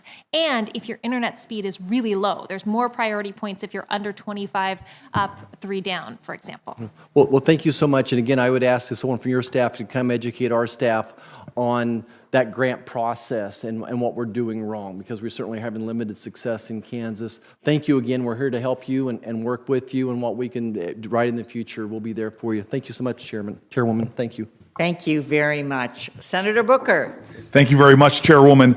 I have so much respect for Senator Lujan. He's an extraordinary leader, but I think he missed the most epic opportunity to give the greatest introduction ever if he just sang happy birthday to you. I just do not understand why. I'll coach him. Well, you might very well, you could take this opportunity, Senator See, the Booker. thing is, I would sing. do that. It wouldn't be breaking with my expectations. I have heard you sing, which is why I appreciate your restraint. I would appreciate that. She is the second best singer, though, in the Senate after... That's true. I have to give Menendez love because he is my senior senator. That is exactly true. Yeah.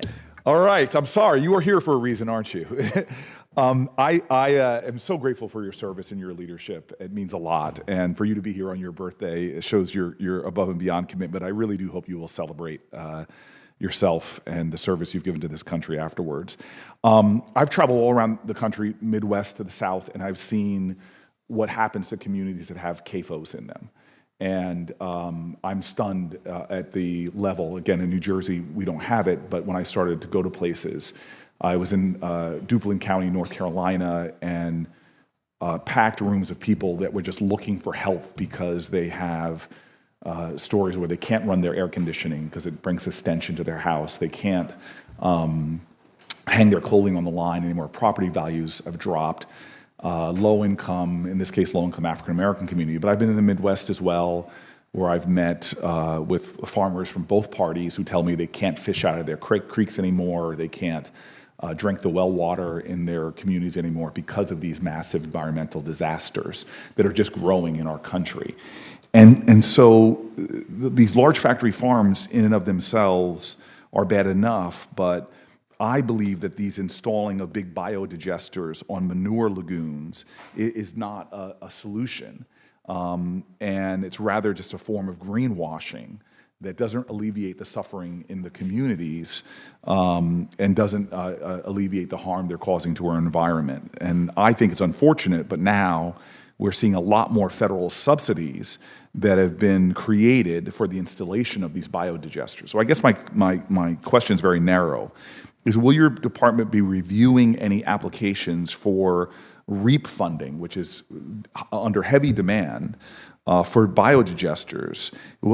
And I guess specifically, will there be a rigorous analysis conducted to ensure that these projects, biodigester projects, are not double dipping or triple dipping with other federal subsidies in order to, unfortunately, shrink the pool of folks that are really doing, a lot of our farmers are really doing innovative things around climate solutions? I really appreciate you taking a hard, careful look at the complexity of the situation and recognizing that while we have to leverage every tool in our toolkit for fighting climate change, we also have to look at environmental impact and environmental justice. And that is a key consideration for the REAP funding as we look at what environmental justice means and how siting decisions play into that. That's certainly something that we are carefully evaluating. We also know that sometimes more investments can help reduce the environmental impact and are eager to find that right balance between providing more renewable energy and supporting local farmers while sticking up for people who live all across rural America. Well, I'd love to continue the conversation with you on that issue. And I'll bring up one more issue. I resist the way that our country is often sliced and divided, where we pit people against each other. And I found some deep similarities between urban communities and rural communities. One is just the challenge with food deserts, where a lot of rural communities do not have access to fresh, healthy foods, which is a bit ironic given that there is so much farmland. But a lot of our farmland is, due to incentives, being designated to certain crops that are not for consumption of communities or solving food deserts. And I feel like there's often a misalignment of our incentives. As one of my colleagues, who I value so much, said earlier, Senator Thune, this idea that we are feeding America and feeding the world. And so what I'm looking at in the Farm Bill is how do we begin to align those incentives to get rid of food deserts in rural areas as well as urban areas. And so, we just recently, a report came out from CoBank estimating that U.S. soybean acreage is going to need to increase by millions of acres, about 18 million acres in the coming years, just to meet projected increase in demand for biofuel. And there seems to be a win-win in aligning incentives and rethinking or reimagining our incentives in a way that will help our farmers and also help to deal with the creation of more foods that can address rural food deserts. And frankly, if you look at the global challenge we have, a record 348 million people on the planet are facing food insecurity. As much as 60 million children under 5 years old are being acutely malnourished. And so here's an opportunity to get a lot of wins, helping independent family farmers with aligning incentives to creating fresh, healthy food, dealing with food deserts in rural areas, as well as addressing some of the global food crisis. I was just wondering if you could let me know what you think about that potential to realign some of our subsidies in the Farm Bill. I think rural development has a strong role in terms of combating food deserts, both in urban communities and in rural communities through the Healthy Food Financing Initiative. I've had the chance to visit both an investment in DC and an investment in rural North Dakota, and seeing the way it's connecting surrounding farmers to a new market, providing value-added opportunities for the farmers while also providing healthy food as well as accessible food in food deserts. Would love to talk with you more about that program and how it can strengthen those opportunities? Because I think farmers know that diversifying what they do can make them more resilient. And so if there are more opportunities to provide healthy foods locally, it solves a lot of folks' problems and makes us more resilient as a community. I look forward to working and discussing with you. I'm way over my time, so I don't have time to sing happy birthday. So, Note for the record, I did give you the opportunity. So, right, Senator Fisher. Thank you, Madam Chair. Thank you, Undersecretary, for being here today. In Nebraska, I have the opportunity to host many in-person roundtables, and those discussions in rural communities are very beneficial for me to be able to listen to and participate in, and they're very eye-opening. Recently, when I was back in the state before the election, what I heard issues all across the state were housing and childcare. Those were brought up by businesses, they were brought up by community leaders, and both private sector employers and public entities, they've been making investments to try and really address those needs that we have. So I think there's a real opportunity here where we can have public-private partnerships play a role to be able to address that and do it through the Farm Bill. We already have public-private partnership models in the research title of the Farm Bill and also in the conservation title. And so, Undersecretary, in thinking about the existing rural development programs at USDA, do you think that there are programs that do a good job of leveraging private investment and federal dollars to address issues like housing and child care and really health issues that we have? Thank you so much for your focus on this. I think you're speaking to the right people because I certainly hear those same challenges on the ground as well. Childcare specifically, it's for rural people to be able to do the job that they want to do, having a safe place for their kids to be is crucial. When it comes to public-private partnerships with childcare, we have seen some investments through the Business and Industry Guaranteed Loan Program, and that's a place where we're attracting investments into rural areas. And recently, we've seen a dramatic increase in interest through that program. We've also seen housing funded through that. Now, they're competing with all other loans for all other things, and the decisions are made by the lenders. So our ability to preference any specific type of application is limited based on the design of the program. But if you have questions about that, I would be happy to provide technical assistance related. Thank you. We'll be reaching out to your office. Thank you very much on that. As you know, the RUS's Reconnect program has grown significantly over the years, despite it being technically a pilot program. And ahead of the Farm Bill, I think we need to look at this and really should there be changes to the program to make sure the funds are really getting to where they need to go.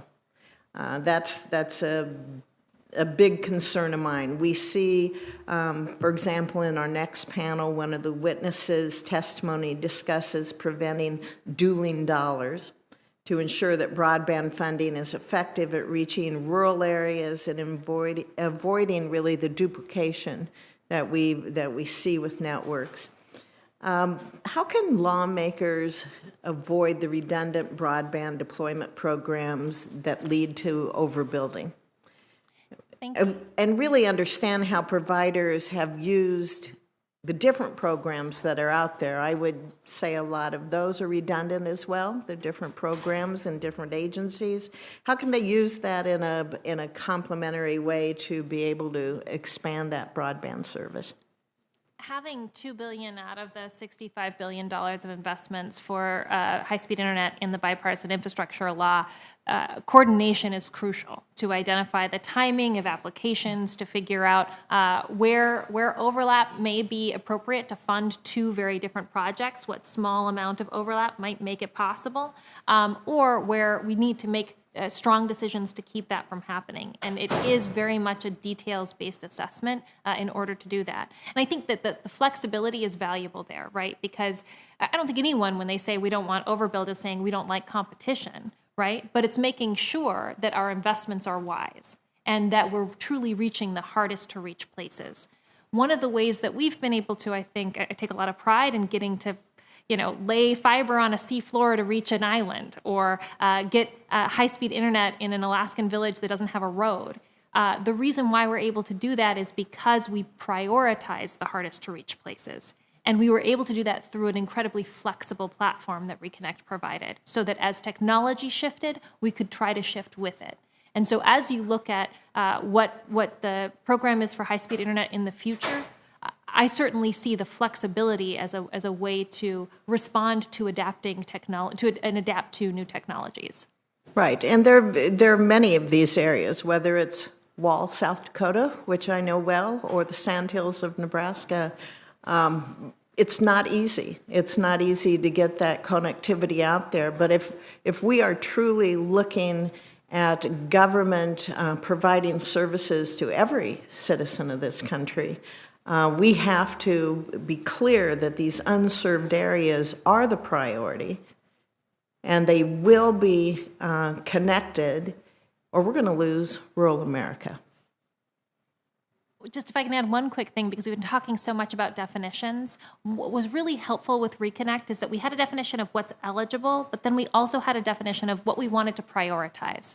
And so as internet service providers, we're trying to figure out how to put together a financially feasible plan.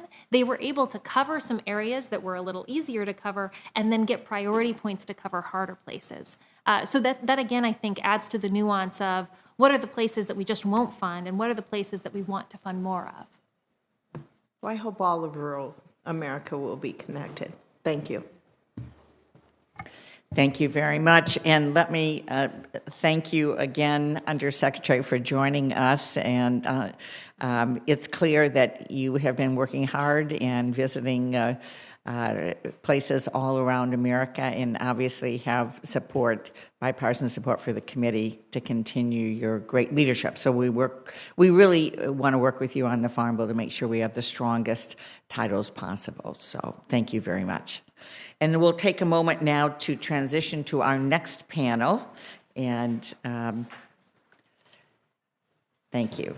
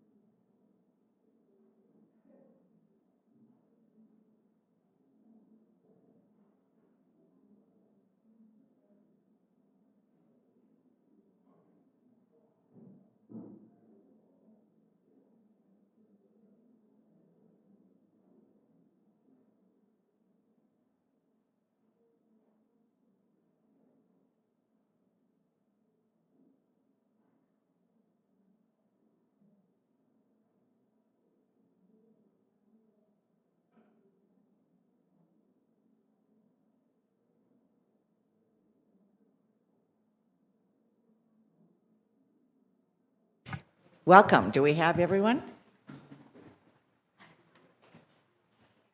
We will also have members juggling multiple committees as well, so that will be coming and going. So.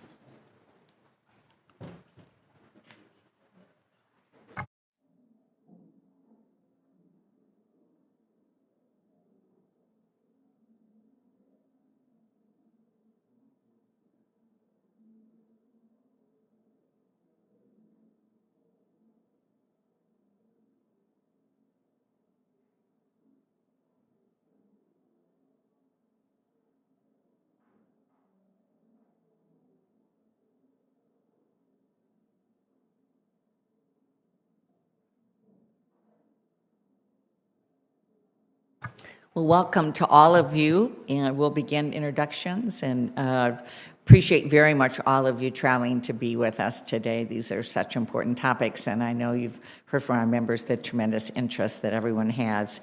I want to begin by introducing Jessica Ackmoody. Thank you so much for being here from Michigan. I'm so pleased to have you. Jessica has more than 15 years of experience in state and federal legislative policy and advocacy. For the past 8 years, she has served as coordinator for the Rural Partners of Michigan, which focuses on economic development in rural areas around our great state. She also directs state and federal policy initiatives at the Community Economic Development Association of Michigan. Jessica's work focuses on coalition building and advocating for policies that create more vibrant, equitable neighborhoods around the state. This includes economic development, affordable housing, tax policy, asset building, and consumer financial protections. Jessica also serves on the board of Partners for Rural America and the Consumer Federation of America. So welcome. We're so glad to have you with us. I know that Senator Durbin had wanted to introduce our next witness, but he is chairing the Judiciary Committee, and so he sends his best wishes, and I will proceed now to introduce Mr. Mike Casper, who has more than 30 years of experience in the energy industry. He's currently the president and CEO at Joe Carroll Energy. Joe Carroll Energy is an energy and broadband cooperative located in Northwest Illinois that provides electric, natural gas, and broadband services to approximately 28,000 members. Prior to returning to Illinois, he spent 4 years at the National Rural Electric Cooperative Association, where, among other things, he worked with NRECA members to shape and conduct research designed to help the nation's more than 900 member-owned, not-for-profit electric cooperatives chart a sustainable path forward. Before coming to NRECA, Mike worked more than 10 years as an independent power producer, developing, constructing, and operating clean energy facilities. So glad to have you with us. Next, we have Dr. Christoph Schilling. I should mention a proud native of Detroit, so pleased to have you here. Co-founder of Geno in 1998 and was named CEO in May 2009, where he leads Geno's mission to accelerate the sustainable materials transition. Geno is accelerating the world's transformation to the sustainable materials by replacing fossil fuel sources with plants. Dr. Schilling is also active in leadership roles with organizations advocating for biotechnology advancements, both at the state and federal levels. He is chairman emeritus of Biocom, representing more than 1,500 California-based life sciences companies, and is a current board member of BIO, the world's largest trade group representing companies that power advancements in agriculture, health, and manufacturing. So we're so pleased to have you with us. And Mr. Law, you were introduced earlier by Senator Thune, so we want to welcome you to the committee as well. And I will now recognize Senator Highsmith to introduce Mr. Herring. Thank you, Madam Chairman. It's always great to have a Mississippian in the House, and it is my pleasure to introduce Mr. Kenneth Herring. Mr. Herring is the general manager of the Adams County Water Association, which serves thousands of people in rural southwest Mississippi. There in Natchez, Mississippi, is Adams County. He has nearly 40 years of experience with the association and has been general manager since 1996. Throughout his career, Mr. Herring has worked with both state and federal agencies, including the Mississippi State Department of Health, Mississippi Department of Environmental Equality, and the USDA Rural Development to provide water to rural Mississippians. And I certainly welcome Mr. Herring and look forward to hearing the testimony, but thank you all for being here. This is incredibly important, and to take the time to come, because it's not the easiest job. But you have open seating today, but it won't be that way forever. But thank you for your willingness, and thank you, Mr. Herring, for being here from Mississippi. Thank you, Madam Chairman. Thank you very much, and welcome again to each of you. We would welcome 5 minutes of testimony and anything else that you would like to have the committee receive for the record. So, Ms. Akmoudi, you are recognized for 5 minutes. Welcome. Thank you. Well, thank you, Chairwoman Stabenow, Ranking Member Bozeman, and the committee for allowing me to speak to you today. I serve as the coordinator for Rural Partners of Michigan, which is our state's designated State Rural Development Council, as well as the policy director for the Community Economic Development Association of Michigan, or CEDAM. State Rural Development Councils are authorized in the Farm Bill and are uniquely positioned to expand economic and social opportunities for America's rural communities and their residents, and to provide a collective voice for rural America. These are challenging but impactful goals. Our rural communities throughout the nation are growing in diversity along racial, economic, and geographic lines. Rural communities are very different in character. In Michigan, our communities include diverse economies, including farming, tourism, service economies, manufacturing, and entrepreneurship, to name a few. Rural communities are innovative and close-knit, a place where everyone knows each other's names and where we want our children to grow, thrive, and live. However, these communities are facing challenges. In Michigan, about 1.8 million residents live in rural areas of the state, but 50 of Michigan's 83 counties had population losses between 2010 and 2020.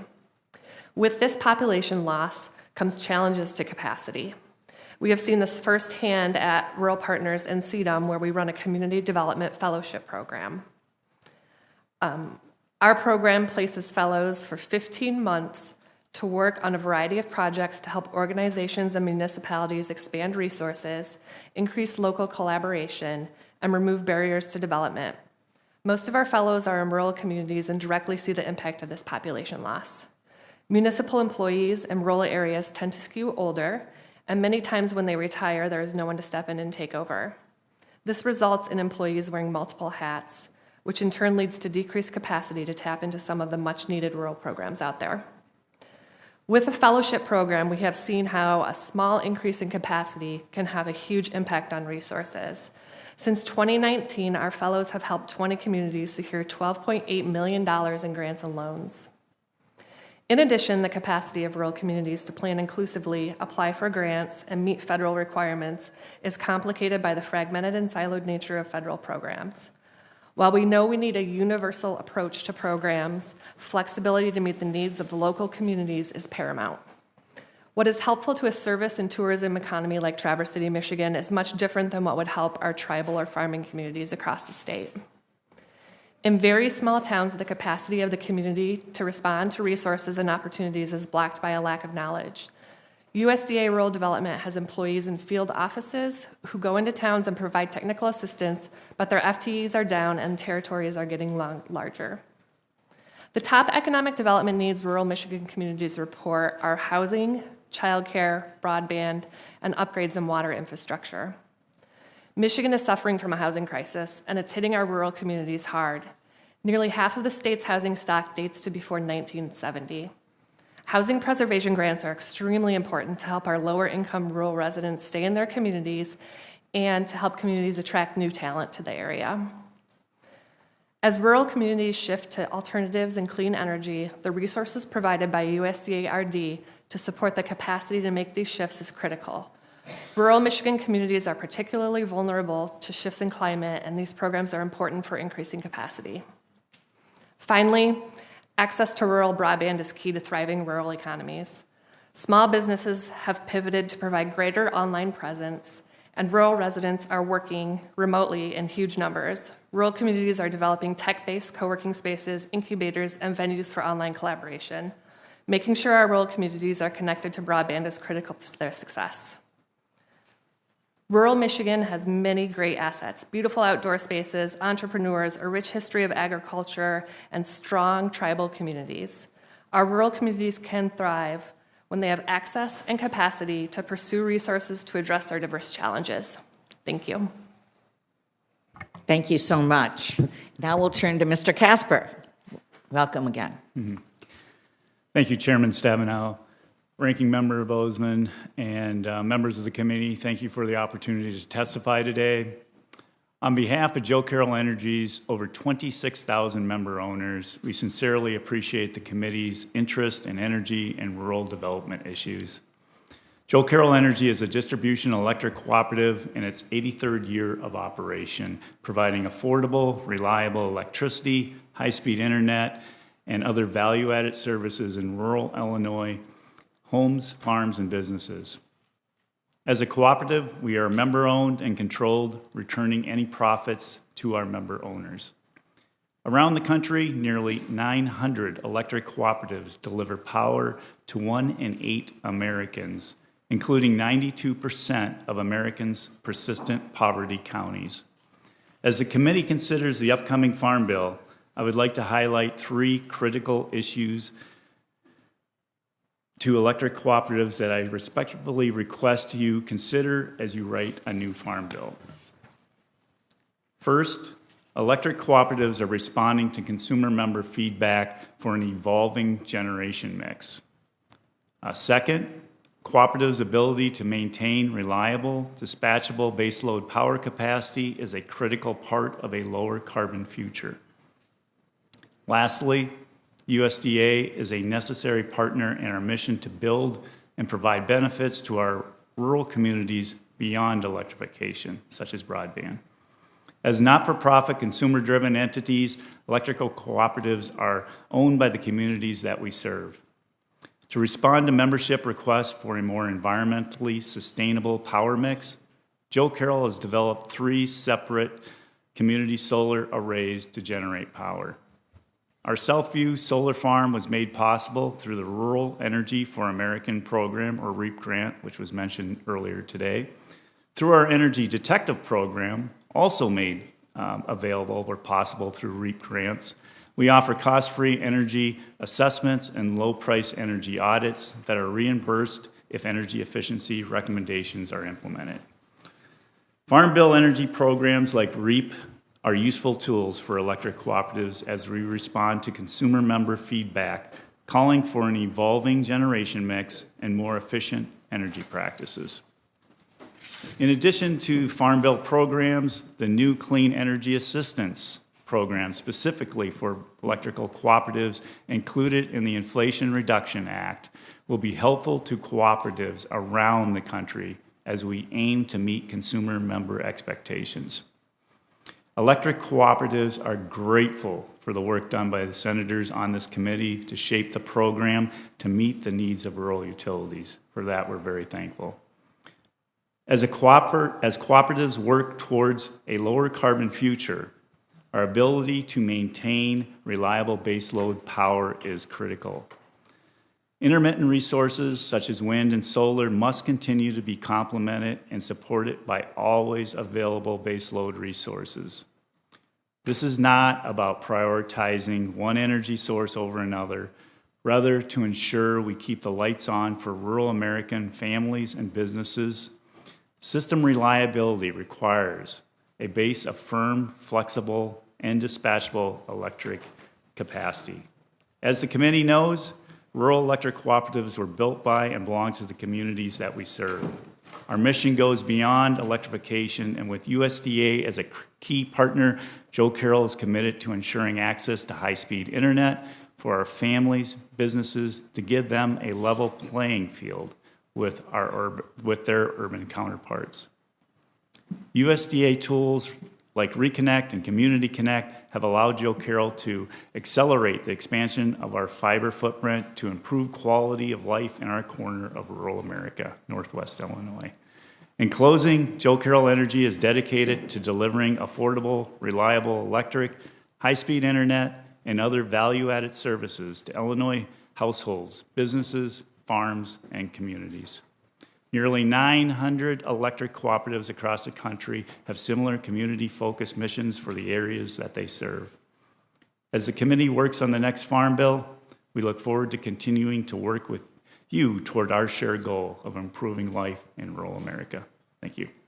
Thank you so much. And Senator Durbin, I did indicate you were chairing Judiciary Committee and had wanted to come to introduce Mr. Casper, but we're so glad you're here now. So, yeah, thank you. Dr. Schilling, welcome.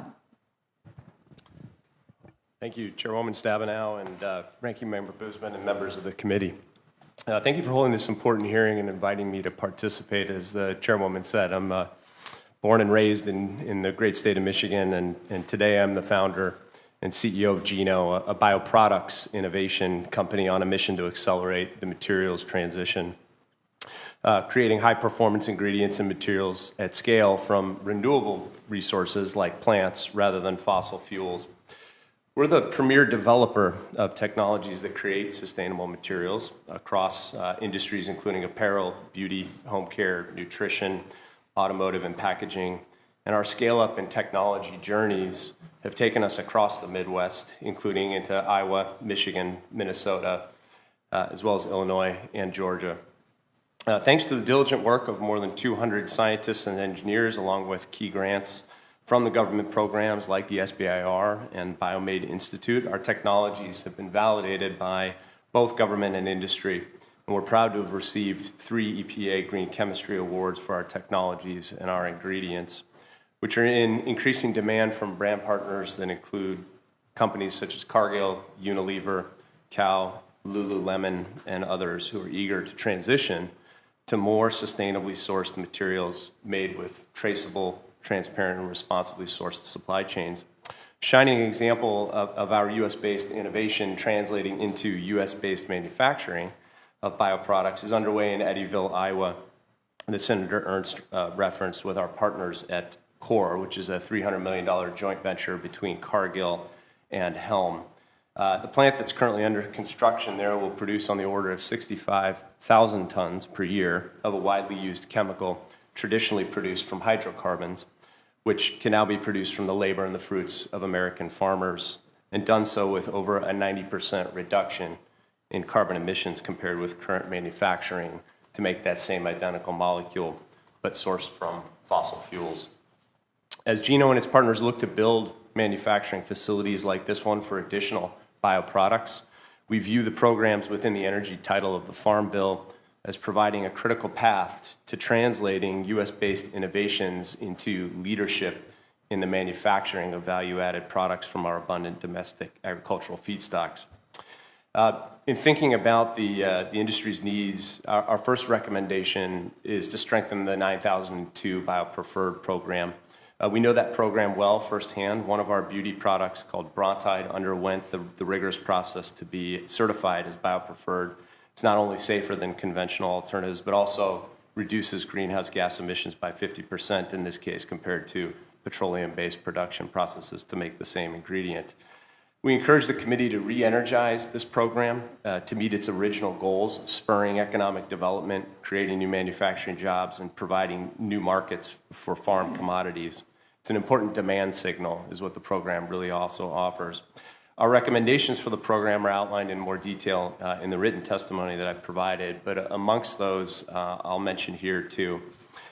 First, mandatory purchasing of BioPreferred certified products is a major part of the program, and government must recommit to meeting these requirements. It's important to set yearly requirements to define what percentage of government procurement must contain BioPreferred products so the progress can be tracked each year. And the second is that we urge the committee to ask USDA, Commerce, and OMB to establish NAICS codes to better measure the scope of bio-based products on the market. In addition to the 9002 program, the 9003 Loan Guarantee Program is critically important to companies that are looking to bridge the gap between developing commercial-ready technology to make these bioproducts and then translating that into establishing a broad-based biomanufacturing infrastructure in this country. Not only would commercial projects supported by 9003 utilize domestic feedstocks and create well-paying jobs in rural communities, but they'll allow us to make these ingredients in much more sustainable and transparent manners. In the coming years, more and more facilities like the one under construction in Iowa by CORE can come online to achieve that vision of biomanufacturing. We ask first that the committee consider removing the cap for funding of the 9003 program, which is currently set at $250 million per project, given record inflation and the modern costs of construction. The second is that we asked the committee to streamline the program so that it moves at the pace of business. Currently, the review process from submission to decision can take up to 18 months to complete. And for companies facing market pressures to deliver quickly, that time frame is too long and it deters qualified applicants.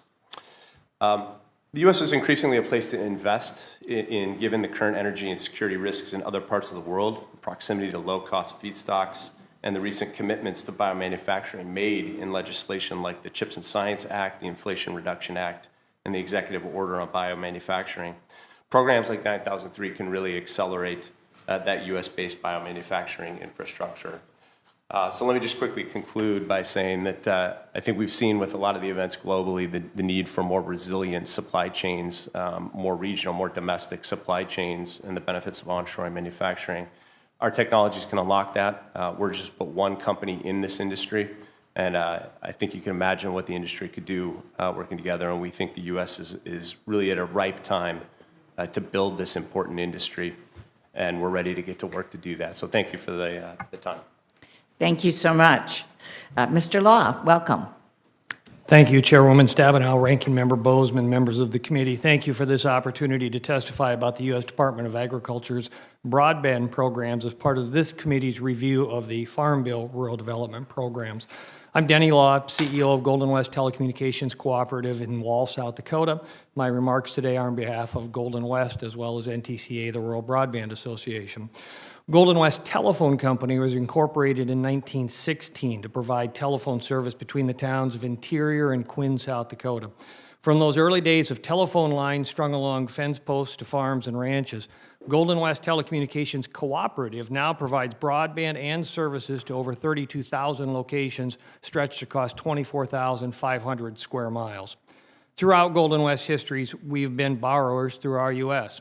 RUS telecommunications and broadband loans and grants have helped enable and unleash billions of dollars in federal and private capital investments in rural communications infrastructure. Therefore, we appreciate this committee's focus on the upcoming Farm Bill reauthorization and on potential reforms to or refinements of the rural broadband programs administered by USDA. Golden West has been and will continue to be an RUS advocate, but the application process for an RUS loan or grant is incredibly complex. While there should be a thorough vetting process to obtain federal broadband funds, my written testimony recommends a few targeted modifications to improve the RUS application process and reduce the financial and timing burdens of submitting a loan or grant application. I also recommend that RUS continue to encourage deployment of sustainable and scalable future-proof networks. These qualities will be most efficient in responding to consumer demand over the lives of these networks. I also recommend that RUS provide preferential scoring for faster upload and download speeds and require at least symmetrical speeds of 100 by 100 megabits per second. Thus far, every round of Reconnect funding made available has been oversubscribed with more applicants than actual funding available. I think that proves that setting a high standard for providers does not deter applicants. Also related to scoring, we encourage prioritization of community-based providers and those with a history of leveraging RUS to deliver voice and broadband services over providers that lack a demonstrated record of serving rural communities. Deciding where funding should go is also an important consideration in making the most efficient use of resources. To this end, we endorse Senator Thune's and Senator Smith's Connect Unserved Americans Act, which would direct resources towards building networks first in the areas most in need. In addition to this important legislation, we also recommend that RUS formally establish a rule that clarifies the specific ways in which Reconnect grant funds may interact with funds already awarded under other federal programs to avoid duplication. Beyond looking at what kinds of networks should be built in the areas in which to build them, roadblocks, delays, and increased costs associated with permitting and approval processes for broadband deployment should be examined and addressed. Environmental and historic preservation reviews significantly contribute to these long wait times. We recommend that RUS allow providers to work towards seeking approval of these reviews at their own risk prior to an award. Such measures will be critical to the deployment and sustainability of wired and wireless networks alike, all of which rely on robust fiber backbones that most often traverse federal lands. Another recommendation outlined in my written testimony is to allow providers to draw down loan grant funds proportionately, rather than compelling providers to utilize all loan funding prior to receipt of any grant resources. Finally, I applaud Congress for committing so much funding to broadband deployment. However, taxing broadband grants dramatically reduces the reach and the impact of these federal funds. I thank Senators Warner and Moran for introducing and Senator Warnock for co-sponsoring the Broadband Grant Tax Treatment Act to end the tax on broadband deployment grants. In conclusion, robust broadband must be available, affordable, and sustainable for rural America to recognize the economic, healthcare, education, and public safety benefits that advanced connectivity offers.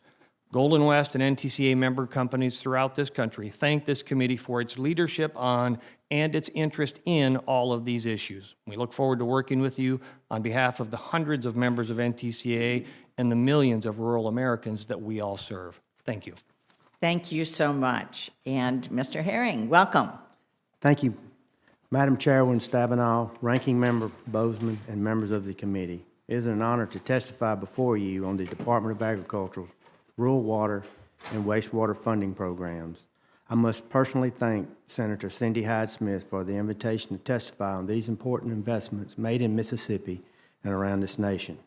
I am Ken Herring and have worked in this industry for 39 years and currently serve as the General Manager of the Adams County Water Association, a 501c12 nonprofit, consumer-owned public utility. We started in 1966 with a Farmers Home Administration loan. Currently, our association operates 2 separate utilities that serve a combined population of approximately 19,000.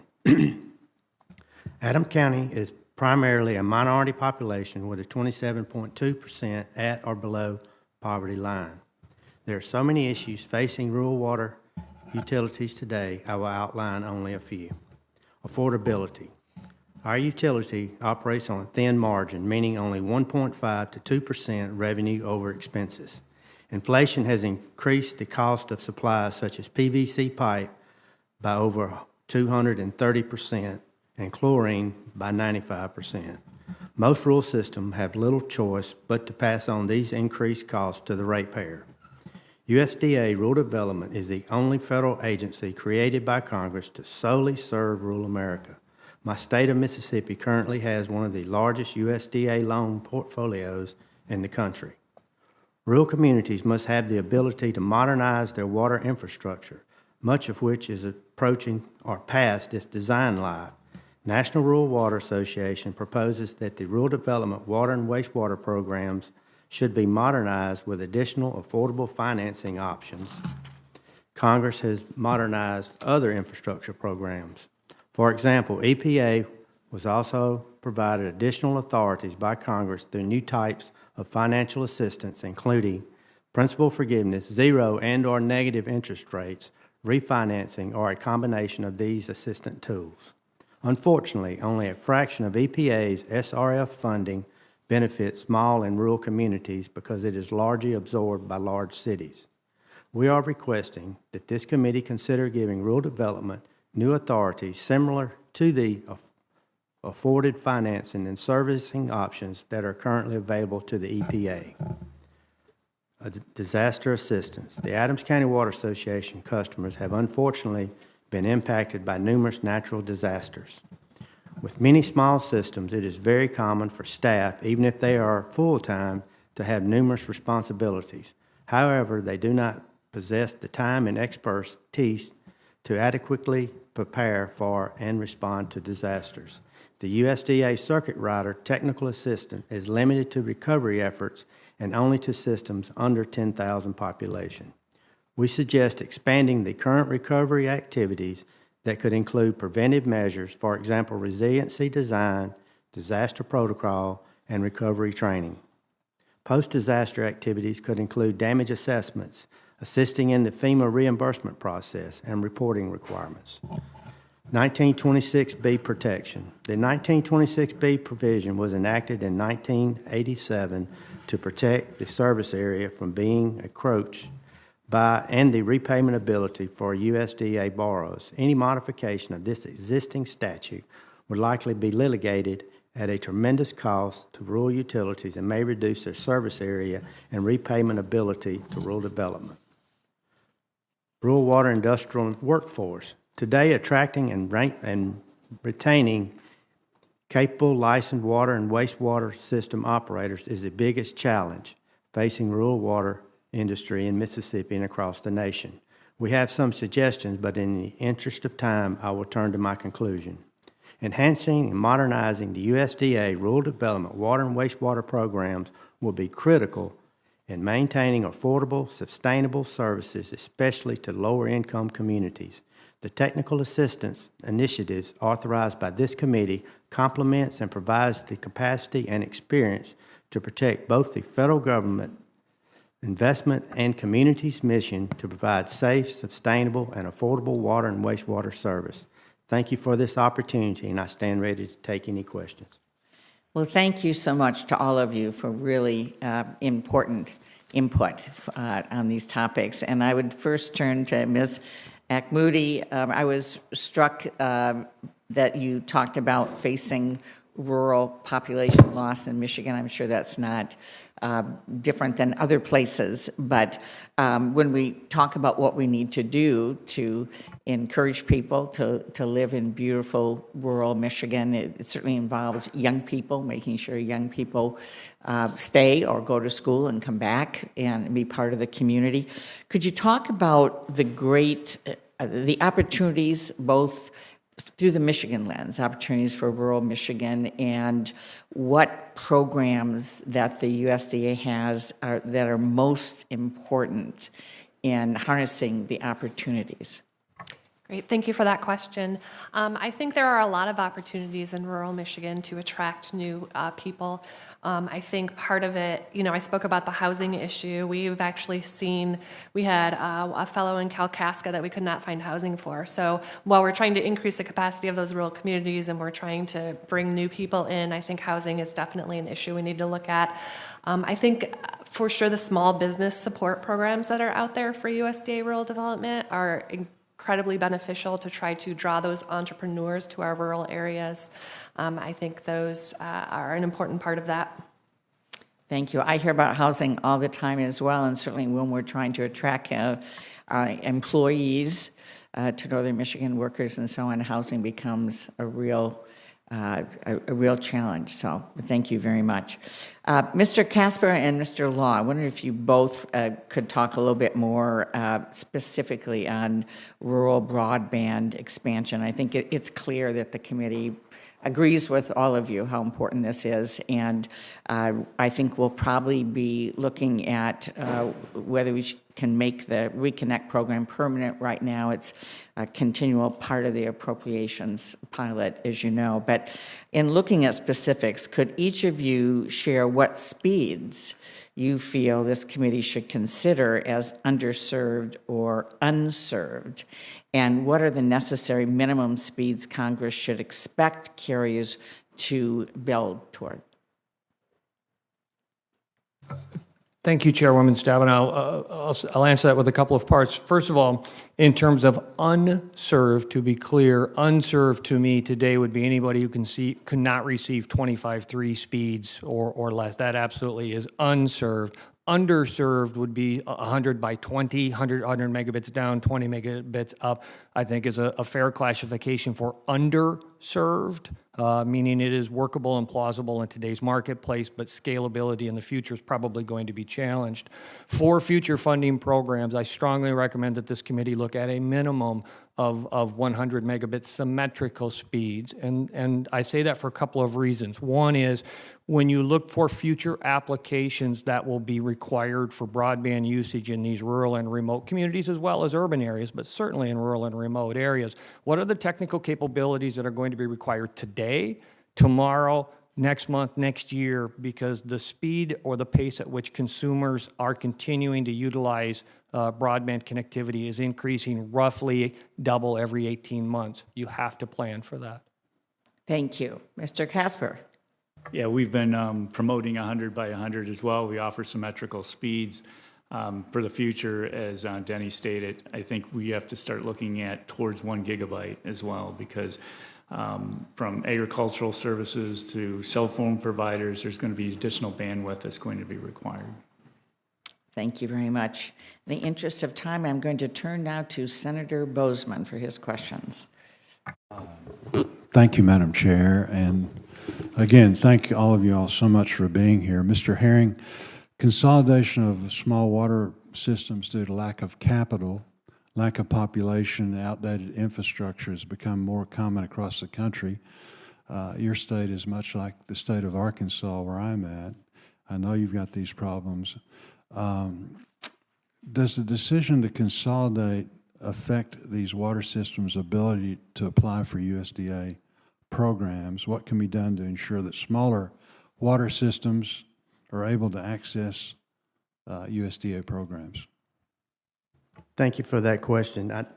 What we would like to see is more loan flexibility within USDA, and because some systems, like for instance, Adams County Water recently took over a very small rural system that had, I think, around $200,000 worth of USDA debt, along with aged infrastructure and a lot of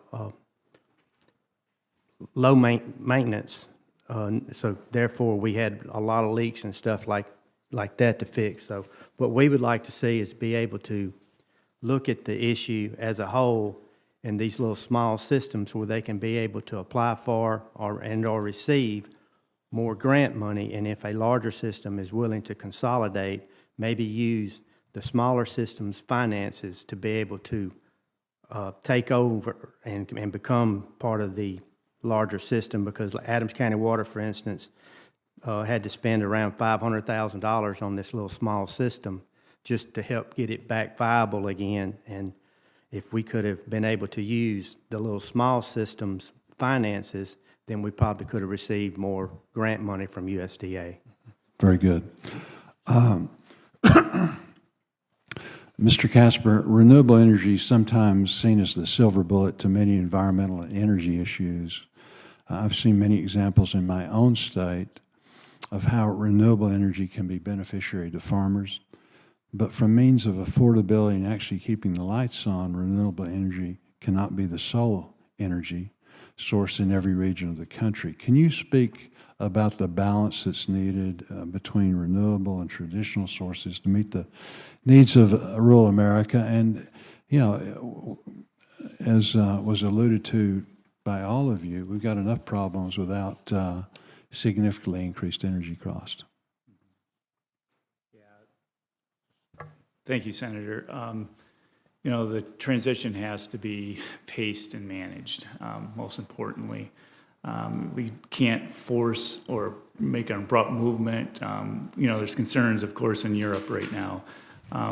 What I suggest, we must listen to our experts, for example, at North American Electric Reliability Corporation, our independent system operators. They know more than anything. They're running the load flow analysis and understand what mix you can, and during that transition. So we support renewables as a large part of that solution, but it has to be, again, just getting back to it, has to be, the transition has to be paced and managed. Very good. Ms. Zach Moody, will you expand on the rural communities you represent and their ability to acquire USDA programmatic dollars? In your testimony, you alluded to the challenges to secure the dollars based on the size of the community. How can Congress ensure that these programs are accessible to all of our rural communities? And, you know, as I go out and about, you know, schools are so important. Medical is so important. And then, you know, you've got the problems that we alluded to with the Undersecretary, of the sense that it shouldn't be, or I don't think it should be, that you have to spend thousands of dollars hiring a grant writer in some small community that literally is hemorrhaging population. You mentioned your loss of population. We have 75 counties, and I think we lost population in 52 or 53 of them. So you start losing those turnback dollars, And then you look at the average age of these communities, so many of them are going to be retiring and moving with their children who never came back. It's just a huge problem. But again, like I say, there doesn't seem to be any reason that it's so hard to get these things. Yeah, thank you for that question. I know the Undersecretary alluded to partnering with nonprofits on the ground to help municipalities and But there are organizations. but that's tough in little small town America that you know about and the rest of us know about. It is tough. I think streamlining the process a little bit, making it a little bit easier for these places to access. And I really think looking at trying to, like I said, increase the capacity of them. I think our fellowship program is a perfect example of a low lift program that has made just a huge impact on rural communities. We actually are a statewide organization, so we represent all of the rural communities around our state.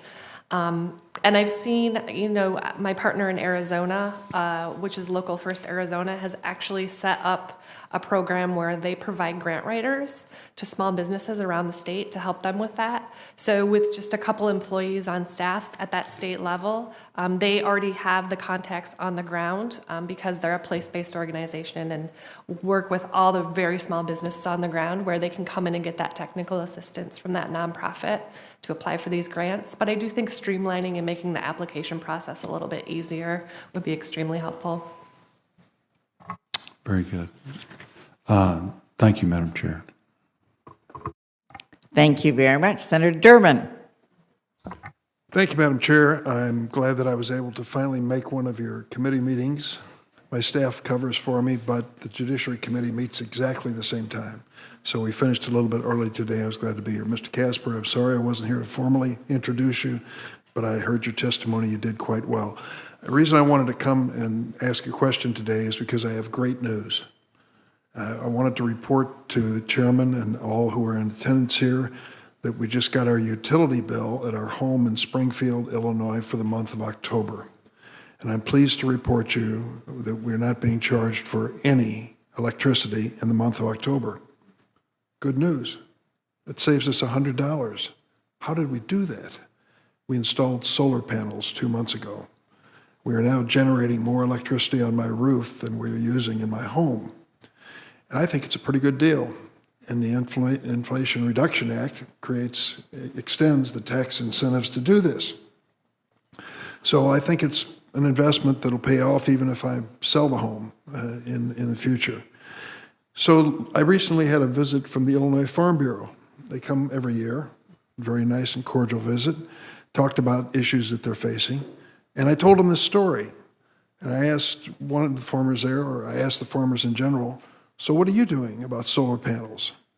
And one fellow said, well, I got a sad story to tell you. I have a hog operation with 3,600 head of hog, and I run fans 24/7 to keep them comfortable, and my electric bills go through the roof.